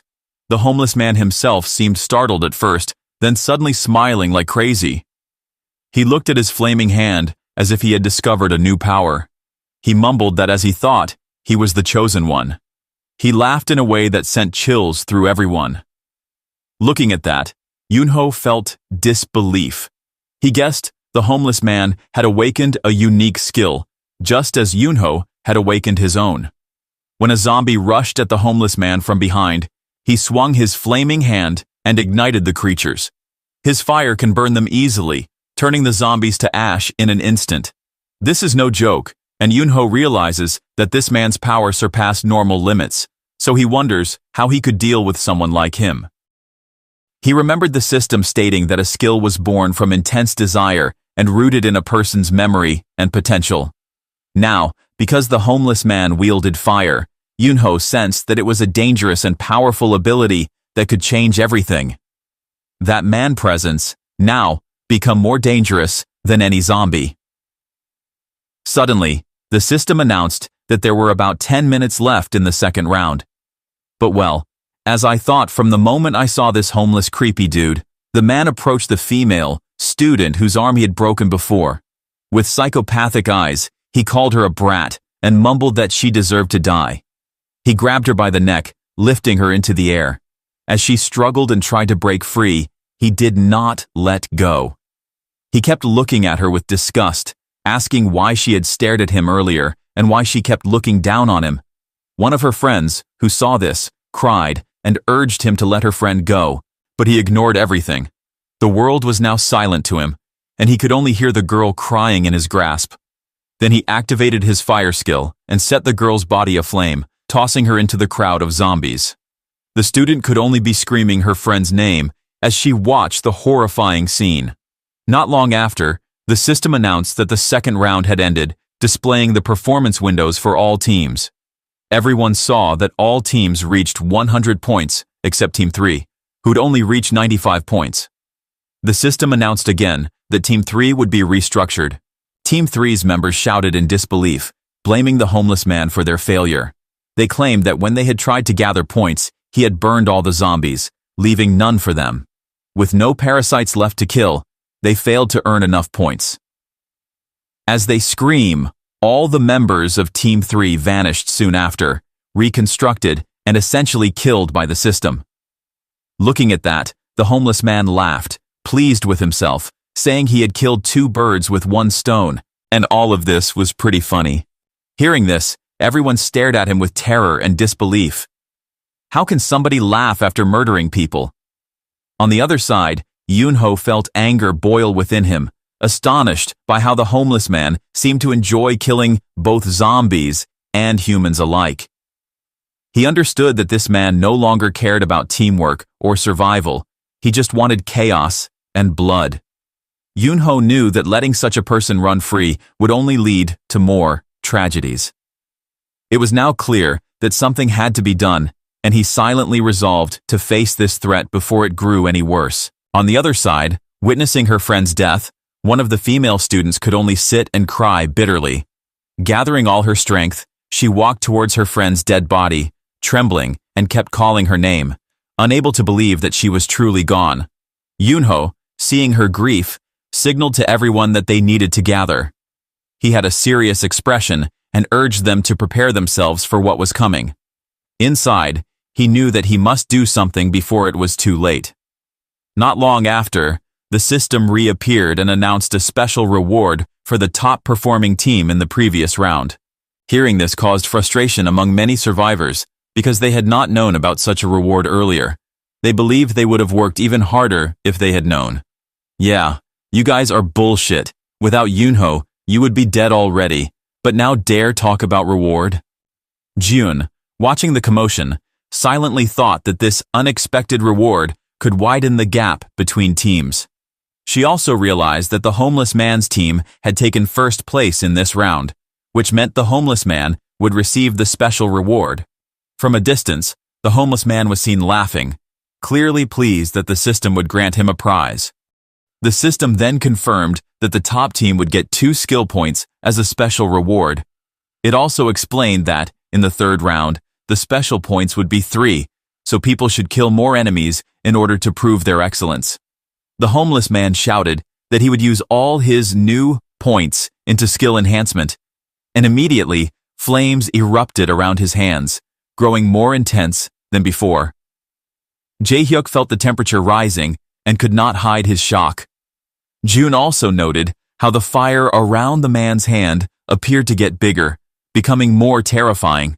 Yet our boy Yunho doesn't care.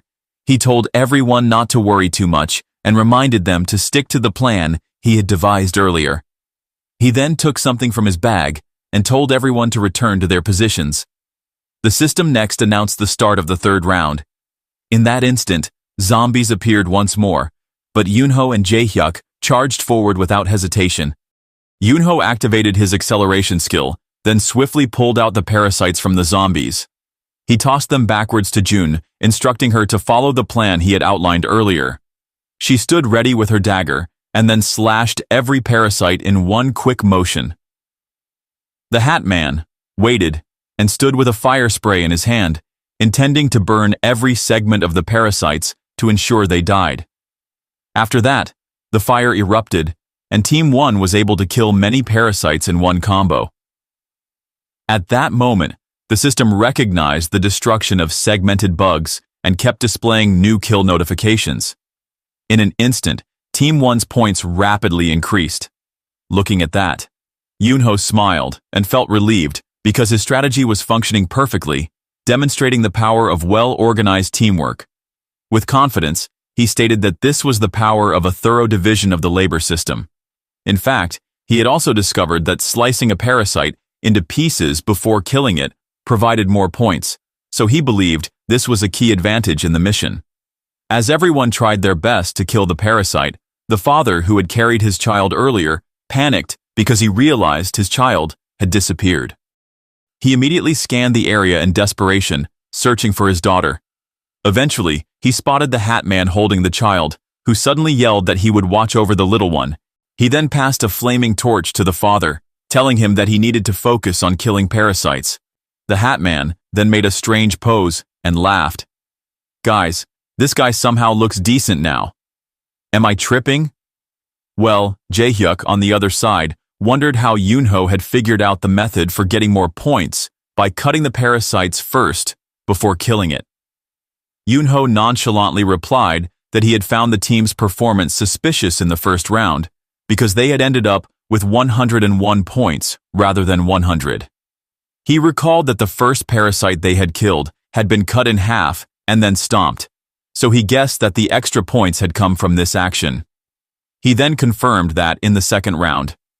Jun, hearing that, silently concluded once more that Yoonho was an impressive person, always seeking ways to exploit the system's hidden rules. From a distance, the homeless man muttered angrily while staring at the performance window. He repeated that he was the chosen one and asked why he wasn't the highest-scoring player. He then glared at Yoonho with growing rage, clearly dissatisfied because Yoonho was taking his spot. Then, in a fit of fury, he ignited his skill into his fiery hands again and called that everyone was a bastard. He laughed maniacally that everyone deserved to die, and he would kill them all with his own hand. He dashed towards Yoonho and shouted for him to die. However, a female student who still held a grudge from earlier ran forward and attempted to smash the homeless man with a bottle. She yelled and cursed the man, wishing for him to die like the villain he seemed to be. But with one swing, he destroyed the bottle easily, glared at her with a twisted grin. He laughed and asked if the girl wished to follow her friend into hell. He then raised his flaming hand toward her, ready to burn her. At that critical moment, Yoonho yelled and activated his acceleration skill, running to help the girl. From afar, people saw a sudden explosion of flames, and amidst it, Jun's voice was panically calling out Yoonho's name. After the smoke cleared, it was revealed that Yoonho had blocked the homeless man's attack, protecting the girl but causing his own arm to burn. His shoulder throbbed with pain, and the fire burned part of his skin.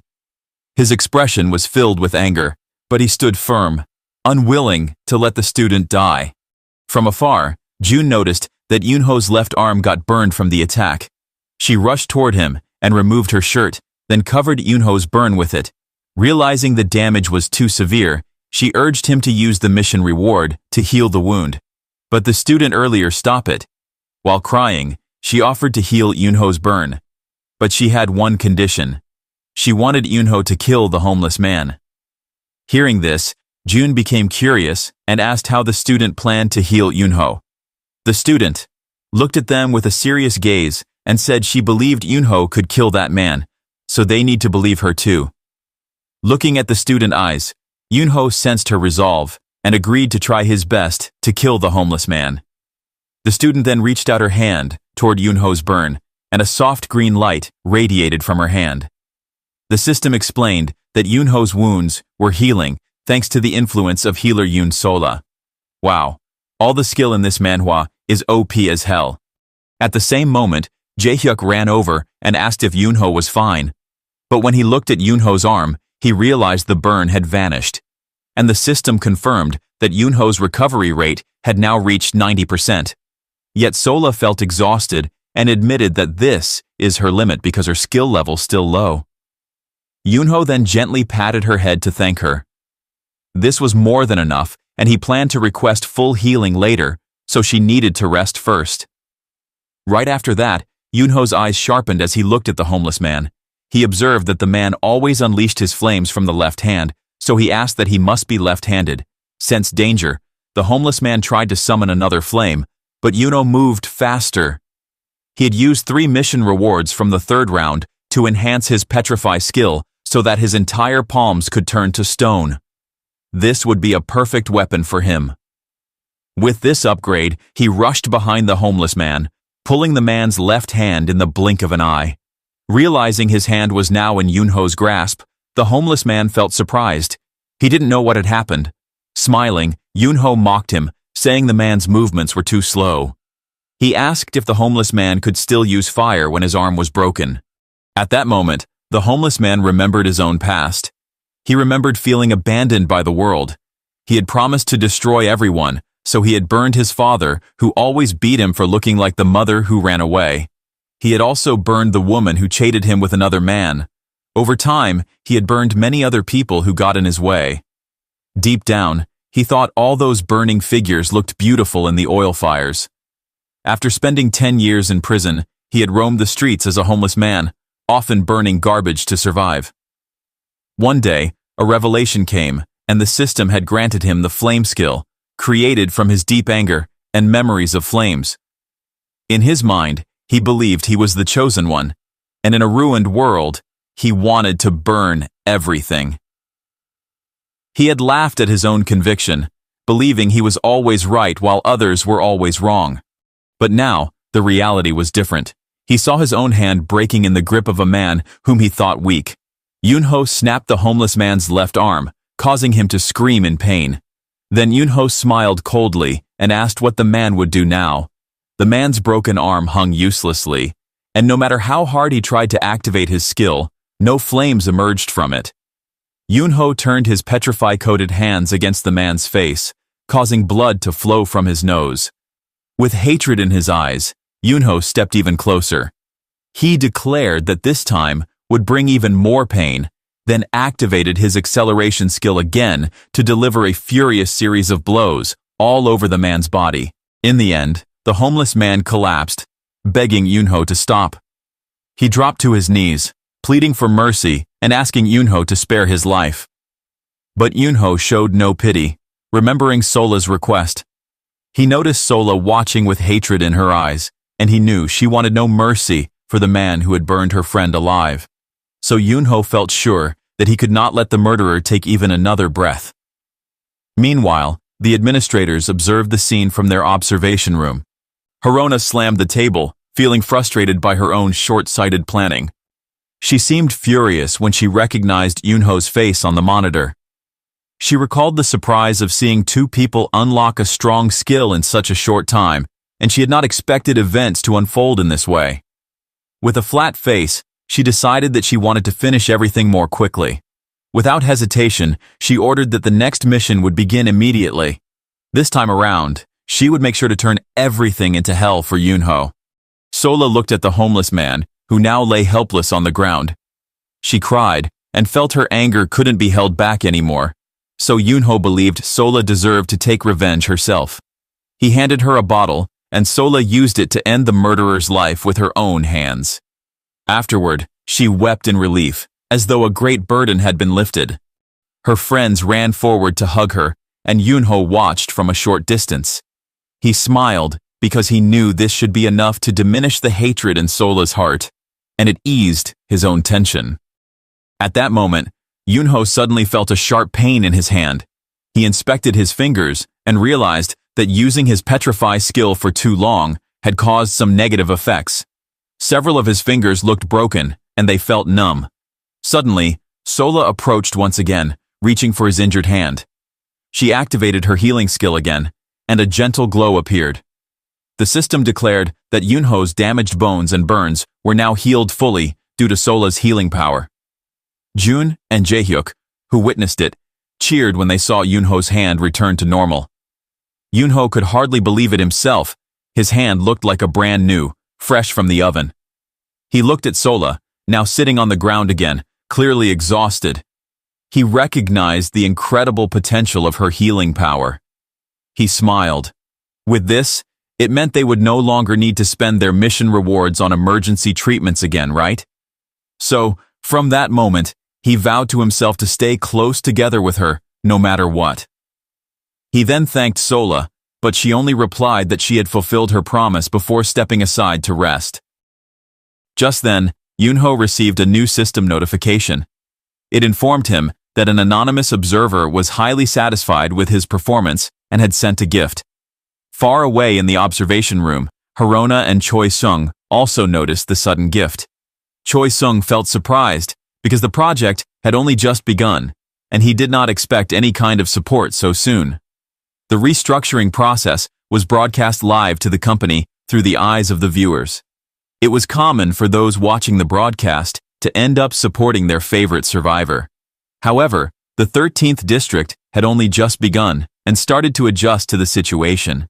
And there weren't any official selection personnel in place yet.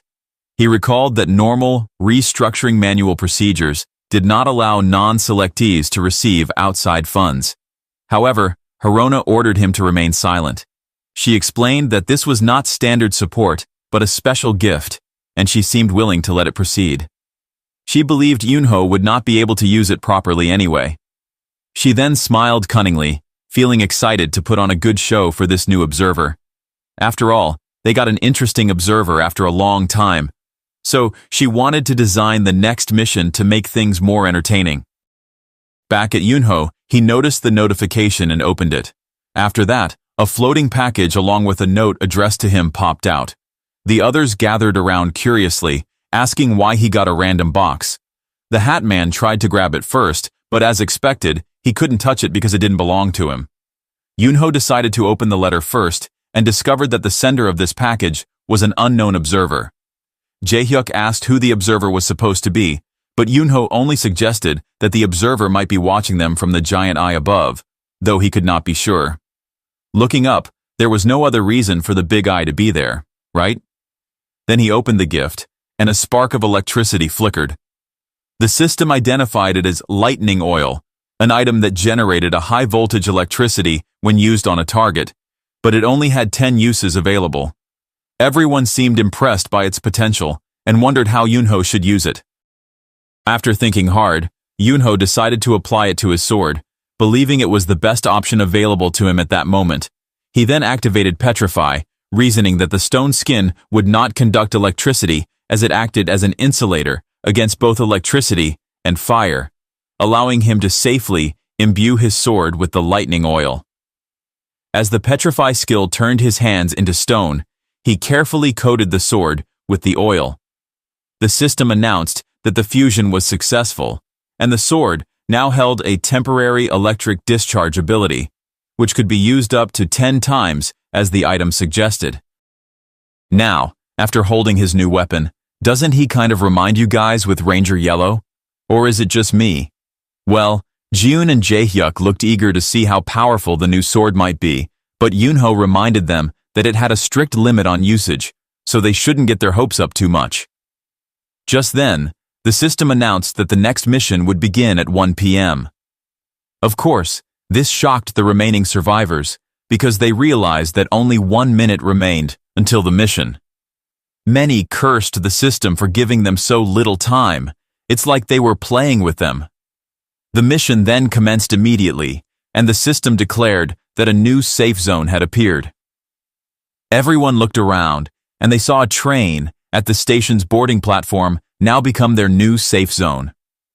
The system stated that anyone left outside the safe zone after 5 minutes would be eliminated. Hearing this, Yunho shouted that the mission area was on the train and ordered everyone to move as fast as possible. People then rushed forward. The time was too tight, so they had no time to walk and could only run for their lives. Yunho then opened the map and realized his own safe zone was at the far end of the train, around carriage number 18. He then urges everyone to follow him to the back of the train. However, Jun halted and mentioned that her own safe zone was toward the front carriages. Yunho asked where exactly, and she said it was in carriage number 1. Jae-hyuk also pointed out that his safe zone was different too, and everyone began to see that no two people shared the same zone. Knowing this, Yunho assumed that this was an individual competition, forcing each person to find their assigned carriage alone. But there was no time. If this was really a solo mission, he needed to think about himself first and run for it now. Yunho finally arrived at carriage 18 and observed that it seemed empty. He felt relieved to have arrived in time, but he remained cautious. Suddenly, he saw the giant floating eye materialize inside the narrow space. Looking up, he found it strange that such a large eye could appear in such a cramped area. Yet he reminded himself that this entire mission had felt beyond human reason from the beginning, so seeing a giant floating eye inside a train seemed oddly normal. Just then, the system declared that his individual mission would begin. A one-eyed monster emerged in front of him. The system explained that he had 3 chances to kill this monster, called the Ghost. Sensing the danger, Yunho tried his best to keep calm, then activated his petrification skill. After that, he also summoned his newly enchanted sword, charged with electricity. Feeling threatened, the monster roared, intending to strike fear into Yunho. Realizing there was no time, he tried to activate acceleration, but his eyes shook, and he found he couldn't activate it. Even worse, he couldn't produce a sound to trigger his skill. In that moment, he realized it must be the creature's skill. When it roared, it silenced his voice, naturally making him unable to activate his ability. To be honest, he considered himself fortunate that he had summoned his newly enhanced sword beforehand. Otherwise, it could have been disastrous. Suddenly, the monster swung its weapon at him, so he reflexively dodged it with ease. Somehow, he noted that the creature was slower than he had assumed. Creating the gap between them, Yunho decided to strike his enemy. He infused the blade with a surge of electricity, then struck the Ghost. The monster fell immediately, and the system announced that carriage 18 was clear. Yunho smiled and admired his sword's power. This power is incredible. But he also acknowledged its main drawback: the need to activate Petrify on his hands to avoid electrocuting himself. But he believed this slight inconvenience was worth it, given how powerful the lightning-infused strikes could be. He then wondered if everyone else would succeed, especially those without strong equipment. A child had probably ended up alone in another carriage, so he felt uneasy. Suddenly, he heard the system announce a mission failure. He felt surprised since he had just defeated the Ghost in his carriage. The system then mentioned a penalty for failing the mission. But deep down, Yunho did not know why it had failed, because he had clearly eliminated the monster in carriage 18. Elsewhere, in the administrator's room, Choi Seung asked Harona why the so-called sponsor item appeared much stronger than she had implied. Harona acted like a fool and pretended she had never said it was weak. But Choi Seung insisted that it was already too late to act as if she knew nothing about it. Harona became annoyed and wondered why Yunho had wasted such a valuable item on a low-level mission. She had planned for the Ghost, with its silence ability, to become a major penalty for a person who relied on a skill like Yunho. She felt disappointed that Yunho had discovered a way around it by using the sword, but at least, she concluded that he had now used up 1 charge, so only 9 electric discharges remained. Back in carriage 18, the system stated that because of the mission failure, the Ghost had evolved into a great ghost. And instantly, a larger monster appeared in the carriage, towering over Yunho. Looking at that, he realized something had gone wrong. The original message said each person would fight 3 times in one place, yet the system had labeled his previous kill as a failure. Suddenly, his eyes flickered.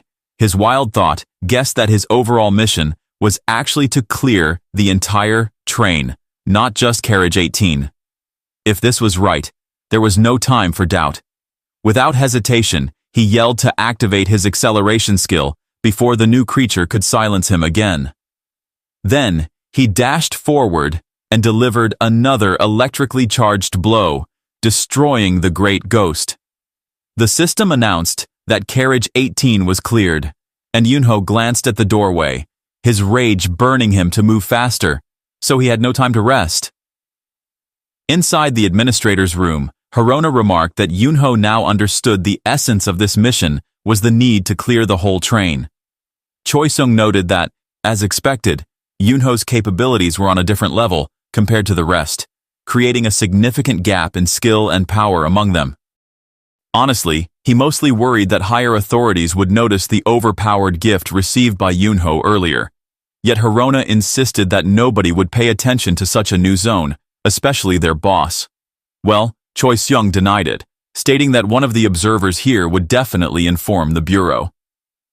On the monitor, it displayed new observer names, including the Crow and the Prince, who seemed shocked by Yunho's skill. The system then stated that the number of viewers for Yunho's eye had surpassed the limit, so it suggested an upgrade. Looking at that, Choi Seung panicked, making sure Harona wouldn't spend her own points on it, but Harona only seemed excited. She decided that the spectacle was worth being seen by the observers. She said that Yunho had only 10 minutes to slay every monster from carriage 1 through carriage 18, then return to his own carriage. Looking at the monitor, she noted how impossible that task looked, yet she expected Yunho would attempt something interesting. Without a doubt, she used her points to increase Yunho's broadcast capacity, so more people could watch his run. Laughing maniacally, she wanted him to prove he could be entertaining for all the observers.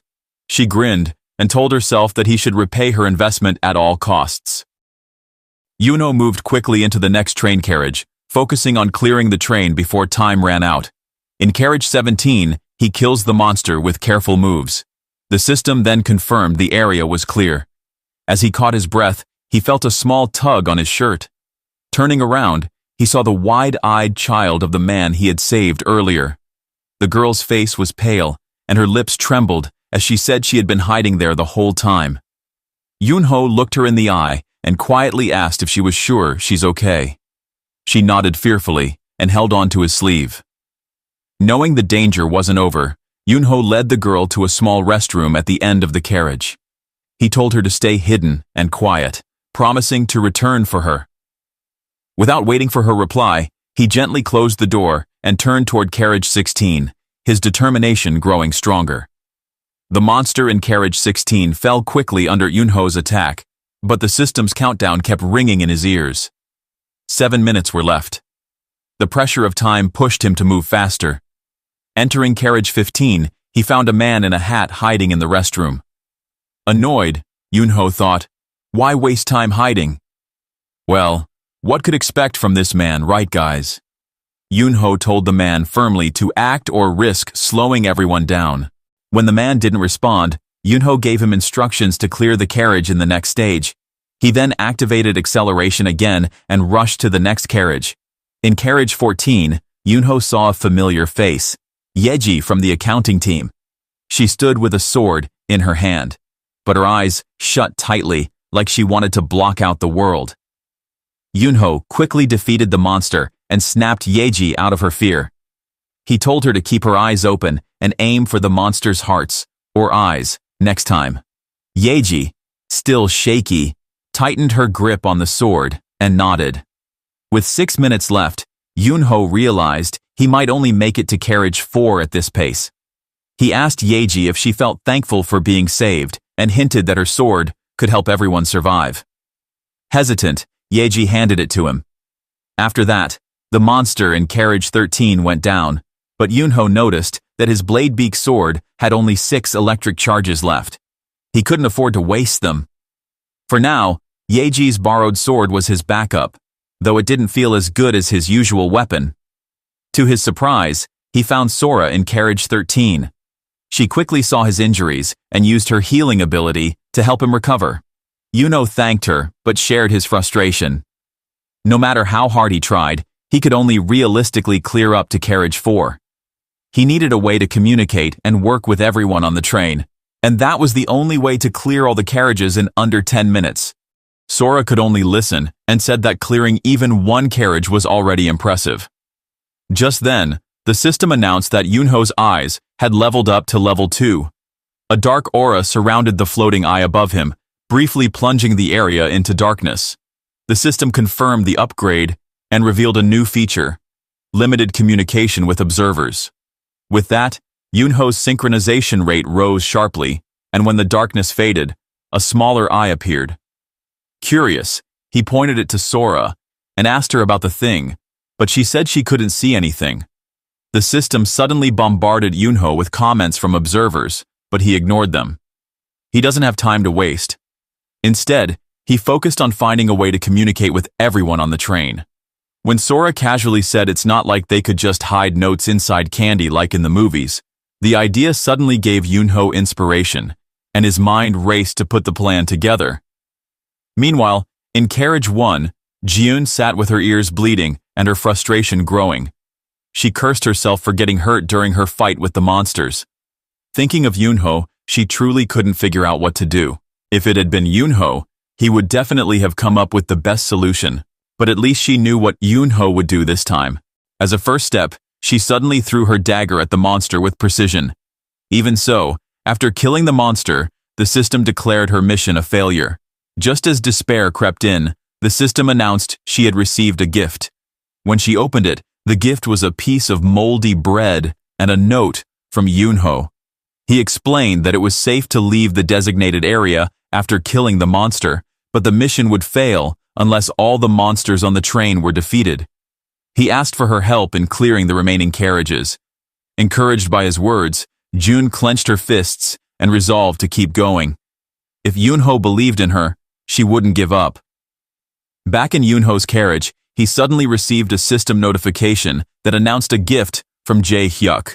The crows of the management bureau appeared pleased with the arrival of this gift, as if they found it amusing to watch people exchange items in a life-and-death situation. Yunho then checked the message, which mentioned Jae-hyuk's name. The text displayed on his screen said that Jae-hyuk felt sure he might die soon because the monsters kept reappearing. When the message stopped abruptly, he knew something was off. As if there was a strict character limit, so Yunho felt relieved that core message he sent had gone through. He only hoped June had also received his message and survive. Just then, the system declared that the final mission would begin in 10 seconds. It gave them the objective to eliminate the Great Ghost. Yunho instantly activated his petrification skill without delay and summoned his weapon. He used electric discharge, noticing he had only 5 more uses left. He pushed forward and cleared carriage 18, then hurried to carriage 17 and prepared his acceleration skill. A countdown appeared in his vision, reminding him that he had limited time. He told himself that he needed to move even faster than before. Whenever petrification was active, he planned to use his blade beak sword. If it was not active, he would rely on the broken iron sword. He also decided he could use Yeji's borrowed sword when necessary. After clearing a couple of carriages, the system informed him of a new gift from Ji-eun. He accepted the gift and saw her brief note. She had cleared carriages 1 through 3 and planned to help up to carriage 6 before heading back. He sighed with relief, realizing she was safe. A timer showed 8 minutes and 20 seconds remaining. This is sure faster than the last round. He then ran toward carriage 11 and hoped June's effort in the front would give him enough time to cover the middle and return. He thought that if everyone worked together, they would have a real chance of surviving. Upon entering carriage 11, he saw a heartbreaking scene. The man there lay dead on the floor, and the sight shook his composure. He then saw that some observers, such as the so-called Prince of the Investigation Bureau, saw this death as normal. Suho felt anger, cursing the ones behind this twisted game. An anonymous observer apparently considered his outburst dangerous, but Yunho did not care. He felt it was wrong for humans to be treated like toys in this way, so fuck the system. He continued moving until he reached carriage 7, which was eerily silent. It seemed that someone else had already killed the great ghost inside because the carriage was streaked with blood. From afar, he spotted Jae-hyuk standing in the center in the next carriage, looking ready to engage any threat. Nearby, the father from before apologized for pulling Jae-hyuk into such a chaotic place, but Jae-hyuk insisted that Yunho had told him to protect people, so it was what he intended to do. When the monster there tried to attack, Yunho activated his petrification skill again, determined to keep clearing every carriage. The system confirmed that he had used the remaining electric discharge until none was left. Carriage 6 was cleared, and Jae-hyuk called out to him. They both felt relieved when they met, but somehow, Yunho felt something was missing, so he asked if Jae-hyuk had seen June, but Jae-hyuk shook his head. This made Yunho worry. She should have been in this carriage. Maybe she was in danger. He recalled June's message about helping until carriage 6, so he wondered if she had encountered a serious problem. Then, the situation shifted to carriage 5, where a massive creature held a terrified student hostage. In there, June could only see in horror. Looking at that, Jae-hyuk wanted to charge forward, but Yunho stopped him, realizing that a longsword in such a tight space could harm the hostage. He noted that the great ghost probably used the student as a shield to prevent a direct attack. Yunho also realized his acceleration skill was still on cooldown, which made him curse under his breath because he could not act freely. he tried to think of something again that could be used in this dire situation. Unexpectedly, June threw a dagger toward the monster. People in the carriage panicked, fearing the dagger might hurt the student. Instead, the strike pierced the monster accurately, and it died before it could use the hostage as cover. Everyone stood stunned for a moment, and Yunho realized June had just saved the hostage's life with one precise throw. Yet suddenly, the system interface popped up in front of June, indicating that data for a new skill was being gathered. It seemed that her actions had triggered a skill to be formed, but she could only glare at that in shock. As June muttered about the system data while looking at the notification, Yunho approached her in an instant. He urged her to focus on the emotions she had experienced during her dagger throw, the determination and instinct that guided her actions. He explained that understanding those feelings would be crucial in unlocking her skill. June could only nod, promising to reflect on it. Yunho then assured her they would practice together after the mission was over. At that moment, the system announced that only 3 minutes remained. So Yunho shouted for everyone to return to their designated safe zones immediately. The group agreed, scrambling to comply. Suddenly, the father Yunho had saved earlier ran toward him, his face filled with concern. He asked about his daughter's condition, but Yunho reassured him that she was safe and hiding in his next carriage. The man, whose name was Kim Hanul, grabbed Yunho's hand in gratitude, swearing to repay him for saving both their lives. When Yunho reached carriage 17, he began to wonder how Hanul's daughter, Yul, had managed to hide there without being discovered. As he searched the area, he couldn't even find the girl. But Yul suddenly appeared, clutching his hand and crying. Yunho knelt, gently patting her head to comfort her. She asked about her father, and Yunho told her that her father was safe and waiting in another carriage. He instructed her to stay hidden until the mission ended. Yul nodded, wiping her tears as Yunho continued to reassure her. Back in carriage 18, Yunho reached his safe zone, just as the system announced the mission's completion. It congratulated the survivors, but noted that the exceptional performance evaluation would take some time to finalize. Then, the system revealed Yunho's accomplishment. He had eliminated 19 ghosts that did not belong to this world. As a result, he earned the title Demon Slayer. When he checked the skill's description, he discovered it granted immunity to low-level ghosts and buffs against mid- and high-level ones. He couldn't help but feel a small sense of pride. His relentless efforts had paid off. Suddenly, the massive eye above him spoke about the project's completion. The eyes then closed, vanishing entirely. Yunho stared at the space it left behind, contemplating the strange eye and what is happening right now. Later, he found himself in a restaurant. He reflected that, if there was one upside to the ruined world, it was the ability to eat as much as he wanted without worrying about payment.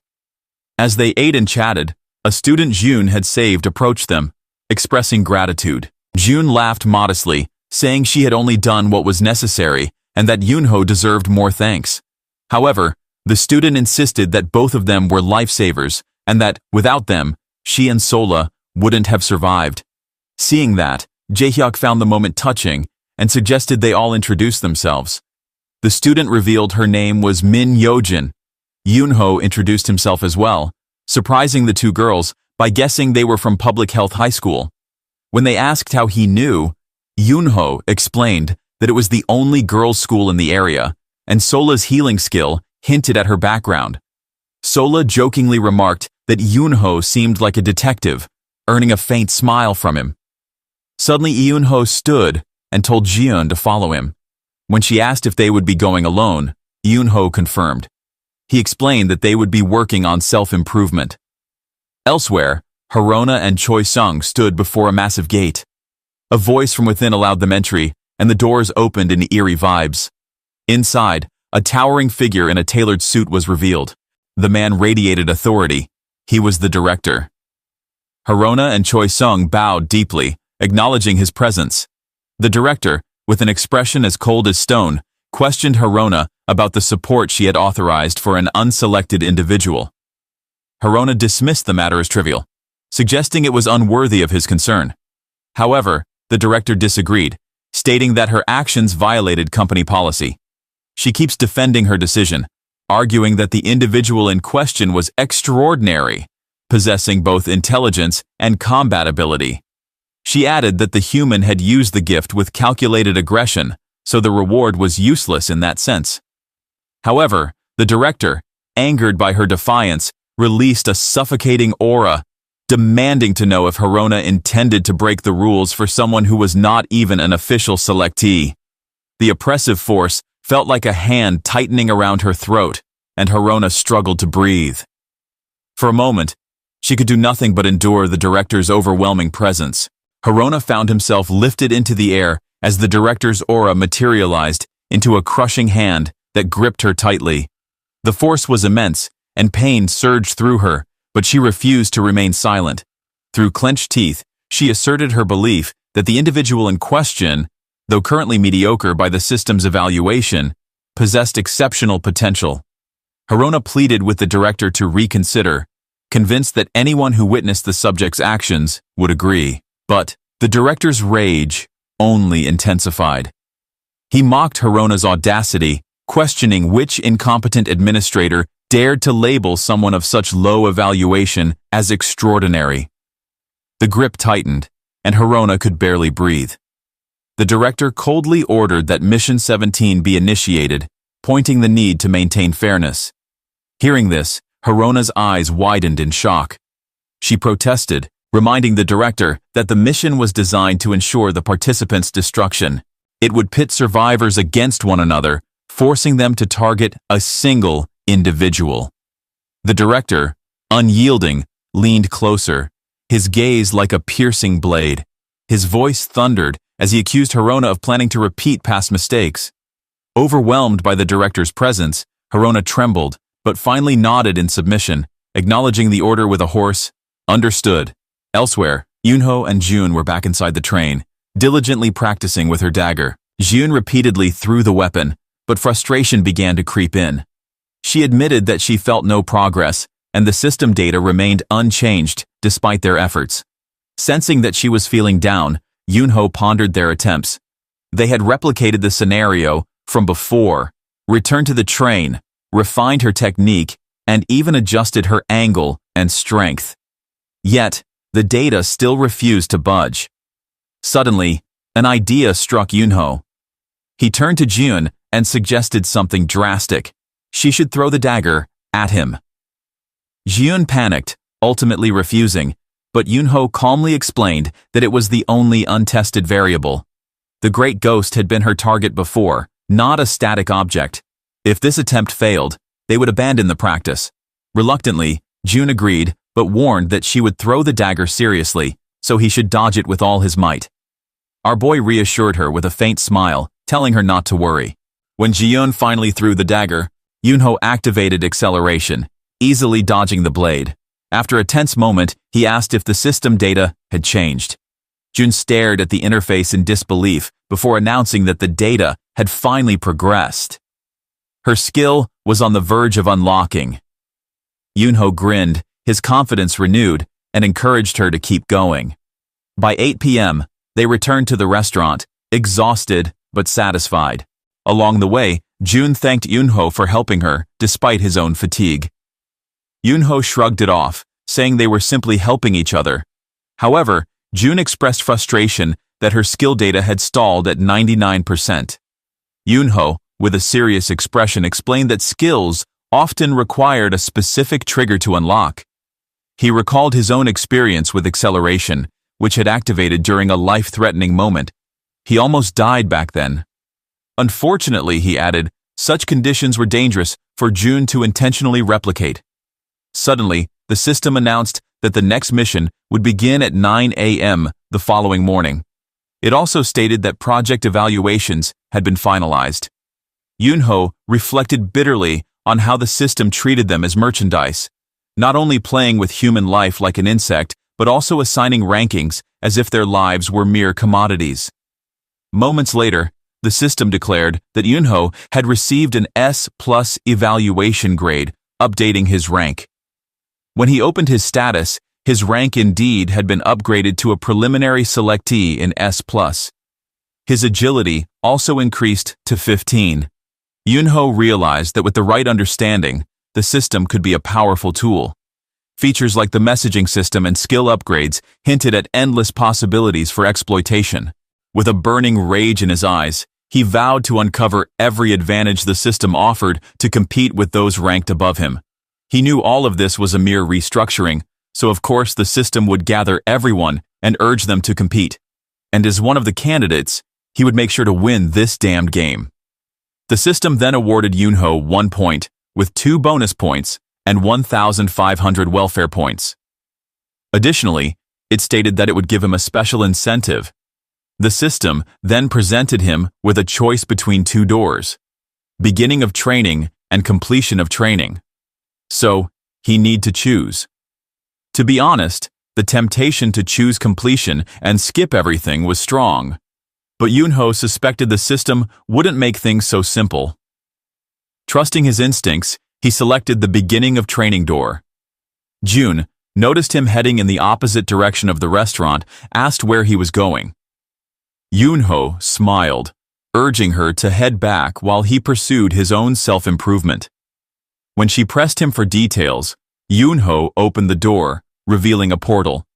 He placed his hand inside, causing it to vanish in her eyes. June panicked, but Yunho reassured her that he was going to train and would return soon. Without hesitation, he stepped through the portal. The system's voice declared that Yunho was being transported to the training facility, and with this, his vow to turn this system upside down would begin. When Yunho opened his eyes, he found himself in an entirely white space. He looked around, but saw nothing until the system's voice broke the silence, announcing his arrival at the education center. Suddenly, a gigantic screen appeared before him. The system voice rang out again, explaining that he needed to select the courses he wanted to complete, and his available options were limited due to his current rank. The screen in front of him then listed various courses he could take.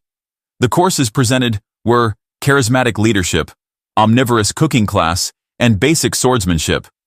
Looking at all those courses, Yunho pondered his choices. If he can only choose one course, he should pick something to get the most out of it.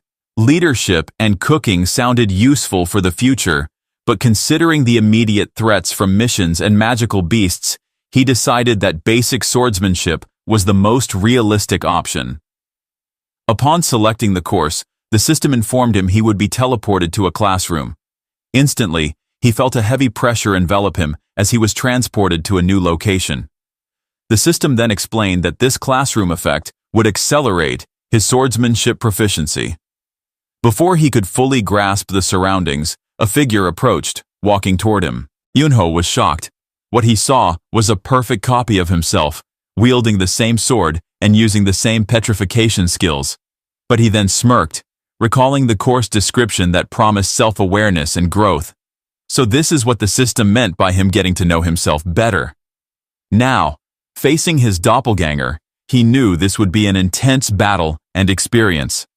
The system reappeared, detailing his 3 objectives: understand blocking, understand thrusting, and understand slashing. Without warning, his clone charged at him, prompting Yunho to panic momentarily. He activated acceleration, only to find his clone matching his every move, skill for skill. The fight commenced with his clone displaying superior speed and swordsmanship. Yunho struggled, realizing he was at a disadvantage. From every aspect, he could see that his clone had more proficient swordsmanship and skill. "This fight is clearly disadvantageous, but I can't lose to a fake," he muttered. He quickly devised a plan, suspecting the clone had only copied his abilities up to a certain point in time. He then called the system, requested a mission reward to claim, and planned to upgrade his skill. The system confirmed that acceleration was now at level 3, and petrification had reached level 10. With newfound confidence, Yunho smirked at his clone, taunting it about whether it could copy his upgraded powers. But he was sure his clone couldn't do anything right now, and the tide of the battle instantly turned to his side. Without delay, he activated his enhanced skills. As the clone attacked, Yunho used his improved petrification, which could now cover his entire arm, and he used it as a shield. He smiled, feeling that his new shield was quite effective. At that moment, The system explained that Yunho had grasped the concept of blocking and completed one of the 100 blocking missions. The system also mentioned that collecting data was necessary to unlock a new skill. At that moment, Yunho couldn't believe it and wondered if completing these missions 100 times would unlock a new skill. Excited by the prospect, he wasted no time and thrust his sword into his clone, prompting the system to recognize his progress in thrusting. However, realizing he had to complete all 3 objectives 100 times, Yunho grew slightly anxious.